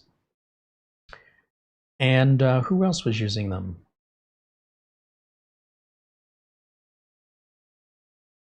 And I don't want to put words in their mouths because I can't remember who said it, but it might have been Doug Betts saying he was starting to maybe look at some other manufacturers from B-Link. And again, maybe I'm remembering it wrong, so don't quote me on this, but I wouldn't be surprised. B-Link's offerings are very limited, and I don't know what's going on over there. I don't know if they're struggling. But if you compare them to, let's say, NIMO, who keeps innovating with new laptops, and now this new desktop, where we look at Minisforum. I mean, we're still struggling to keep up with Minisforum with their keyboards and monitors and NASs. and mini PCs and gaming mini PCs, and they also have an AI 395 Plus Max, which is probably the single most expensive.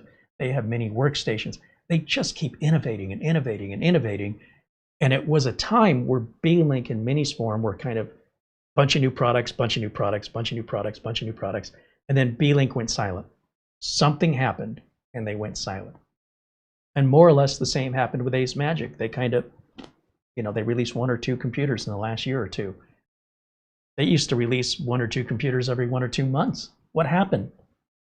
So I don't know if it's a financial thing. I don't know what particular obstacles.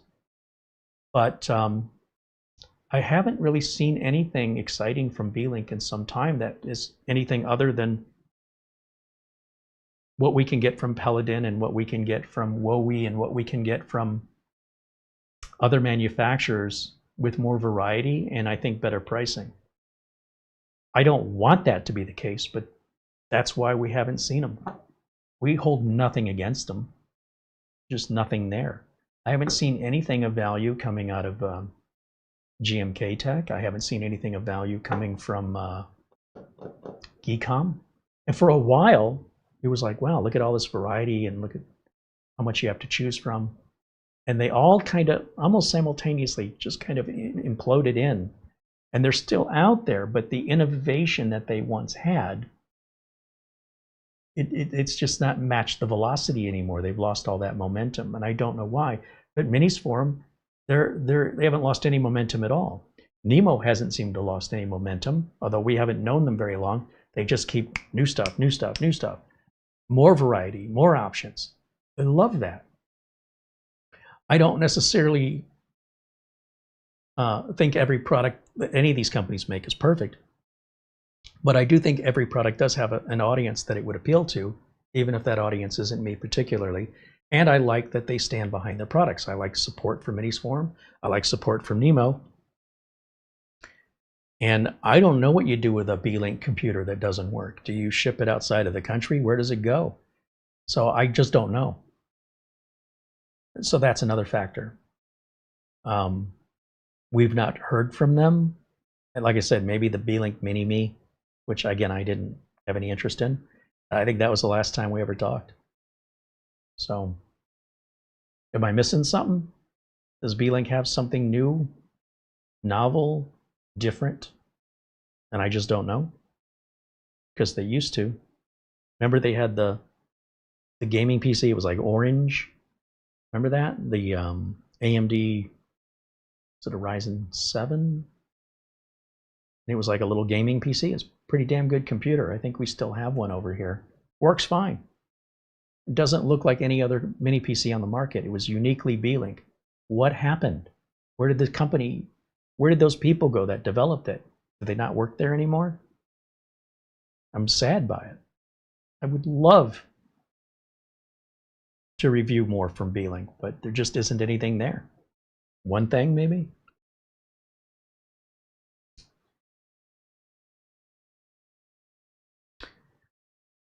I think NIMO being an American company gets around it. Are they an American company, though? That I'm not quite sure of. But they do have an American presence. They have an American headquarters. I mean, what is an American company anymore? You're going to buy a Ford that's made in Mexico, and you're going to buy a Toyota that's made in Georgia? I don't even know anymore. And most of the electronic stuff we're getting is made in Asia, right? Whether it's a router or a keyboard, any electronic device, a cell phone, it's coming out of Korea, it's coming out of Japan, it's mostly coming out of China. And inherently that doesn't make it bad or dangerous.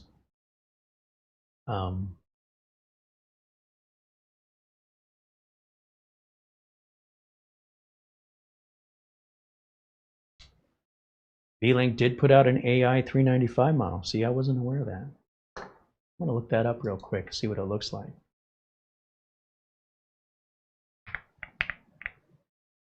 Remember, we got the Consumer Electronics Show coming up. It's usually like that first weekend, I think, the end of the first week of January. And I think we're just going to see a lot of new TVs. But I hope I'm wrong. Maybe there's some secrets.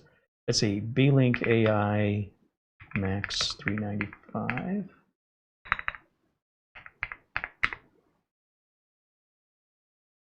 I see one from GMK Tech, I see from Origin, I see from Mini PC, I see from HP, I see from Lenovo. There's the Corsair you guys were talking about, the Workstation 300. I see an HP Z2, that's not, yeah, that's a AI Max Plus 395. Wait, GTR 9 from B-Link, here we go. Ooh. Oh, okay. Well, let me ask you guys. Let me pull this up on the screen.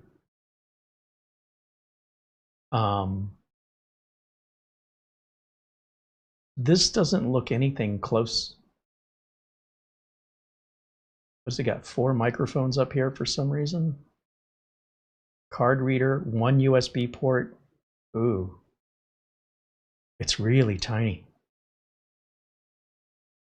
Why is it so tiny?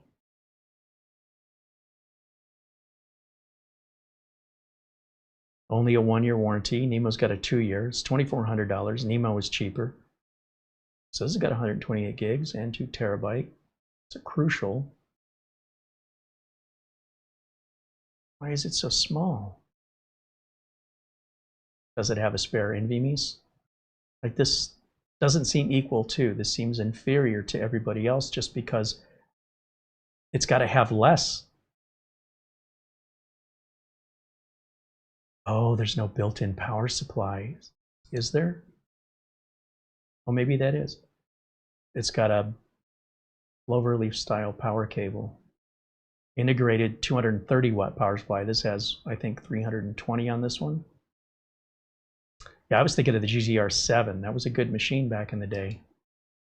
Well, what do we have for ports on this thing? Speakers. Why does it have speakers? It's not a laptop. It does have dual USB 4 like everybody else.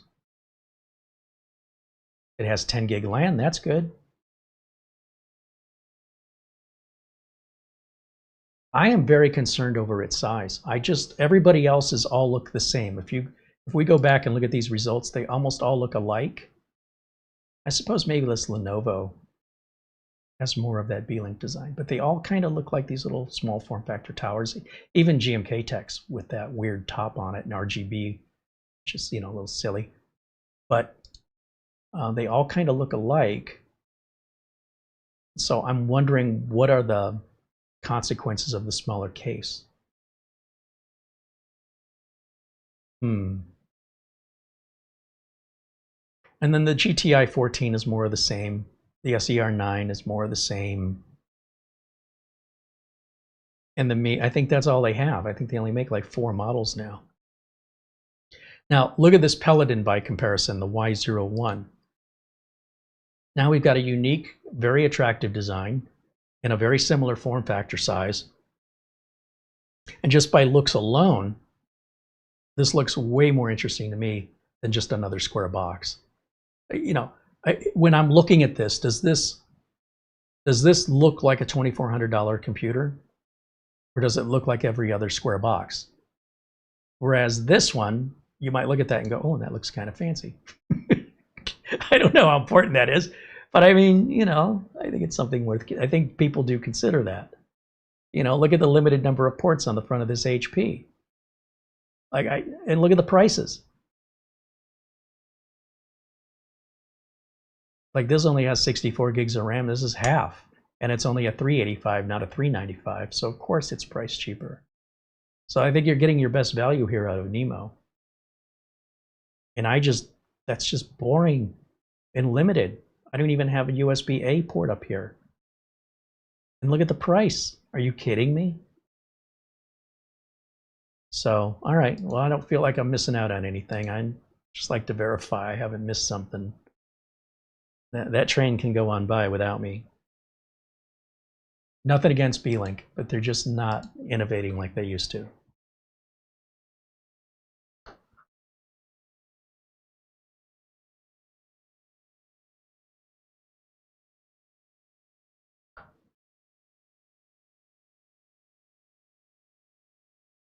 It's a brick.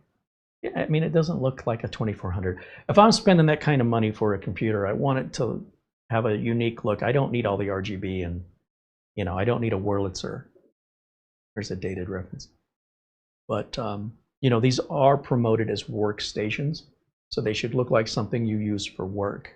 The fact that it can game is like a bonus. It's like a one size fits all, where it doesn't really sacrifice in any particular department.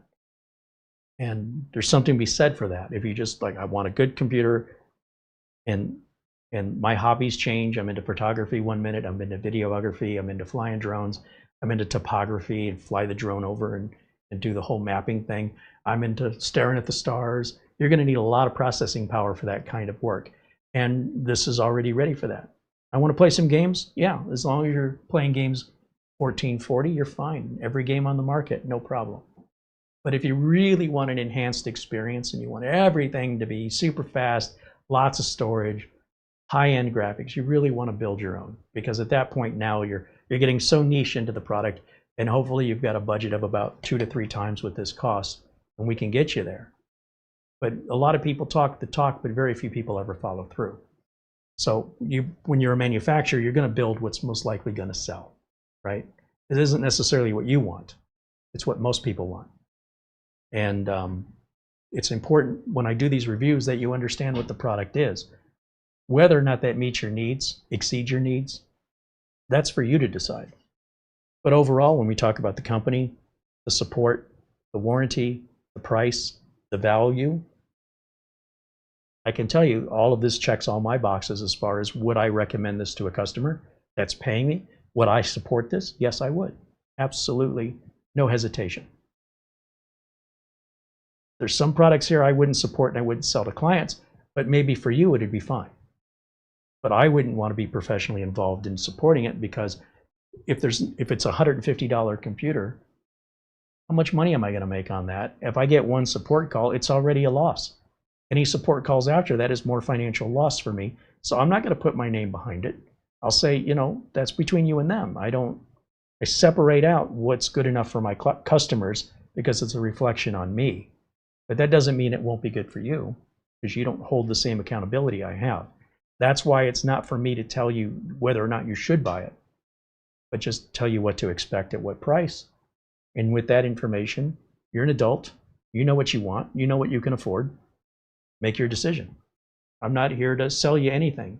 I'm just here to introduce you to products you may not know of it, are options for you to consider that might solve a problem for you at a price that is very reasonable for you. And NIMO, being primarily a budget PC maker, for them to come out with something like this was shocking. When they announced it, I was like, really? That's the last people I would expect to go from budget, boom, right to top of the line. And then you go, well, what's the price? Oh, actually, compare the prices on these. I don't need to tell you. I think that's going to wrap it up. We're just after 4 o'clock here, Phoenix time. And I appreciate each and every one of you hanging out with me today, especially our members. A shout out, of course, to our friend Buster, who sent an Amazon gift card in lieu of Super Chat prior to today's show, which Buster has been really religious about. He's constantly sending that stuff to us. We appreciate it very much. And I want to thank you for the Super Chats we received in the email, not an email, in the Super Chat, which includes our friend Rick Lakes out there in Minnesota. Thank you to New York Renal MD for sharing their experience with the unit they paid for, helping us out with the disassembly. Thank you to Grittingzy Dane for a contribution in a currency I have no idea what it is. And you know what? I appreciate it regardless. Could be a lot of money, could be a little money, I don't know. But it's more than most people give, and I appreciate it. And more importantly, I appreciate all the kindness and the interaction in the chat room, because these videos are live. They're meant to be interactive. Most videos on YouTube are watched like a television show where you're a passive audience. I don't want to treat you that way. I want to talk to you, and I need you to talk back. And just because we won't agree or we're having sometimes a misunderstanding isn't a personal attack. It's just us getting through communication, which, again, you just don't generally find on YouTube channels I know our friend Mike's unboxing, reviews, and how-tos, does live interactions with his audience. I know our friend Doug Betts, live Windows training with Doug Betts, always interacts with his audience. So I'm not saying I'm the only one doing it, but it's definitely not the normal. And we hope you take advantage of it. You don't have to be a member on our videos to join us in the chat room. You only have to be nice.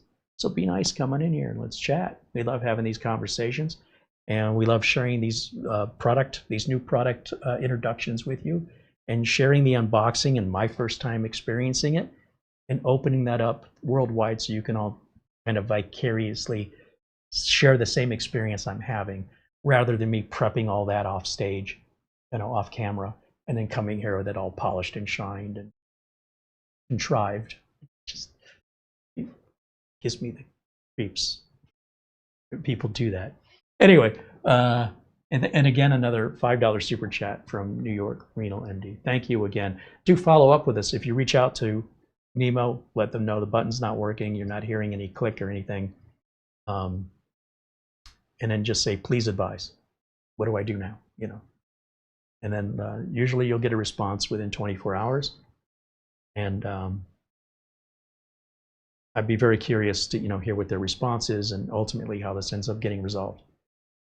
So do please follow up with us on it. Even if you email us, we love hearing from you guys. If you want to email us, our email address, I'm going to put it right up here on the screen. You can email us if you want to talk about a particular problem you're having and you want to talk about it privately. We'll do what we can to help. If you have video ideas, we'll do what we can. Recipe questions regarding Mara's cookbook, that's how you can reach us. And you're certainly all welcome to reach out at any time for that private conversation. And we generally get to everybody, within a matter of, certainly within 24 hours. If you don't get a response from us within 24 hours, we likely never got your email. One of the most common reasons we don't get people's emails is either their return address is wrong and we can't reply to you, or they've mistyped our email. Who knows where it went? We never got it. So if we watch those couple of things, you'll always hear from us. We don't ignore anybody. So we appreciate you guys so much for hanging out, especially our members, our friends like Buster, Peter Laycock, of course, Mark Gaines, and Luke Grenia, and countless others who, Frankie B, who make this channel what it is, Bob Barnes. All these folks are our sponsors effectively. And certainly a thanks to NIMO, who sent us the computer in exchange for a review that we do live with no conditions. I'm free to speak my mind. And they appreciate it. They're not trying to control it. And I think that says a lot about them as a company. All right, thank you again for watching. We will see you, the members, tomorrow. We do members-only videos on Mondays. That'll start at 1 o'clock, as always, Phoenix time. Currently, that's 12 p.m. Pacific, 3 p.m. Eastern. And so, members, I hope I will see you then. We'll follow up from last week's members only. You know what that means. Until next time, bye for now.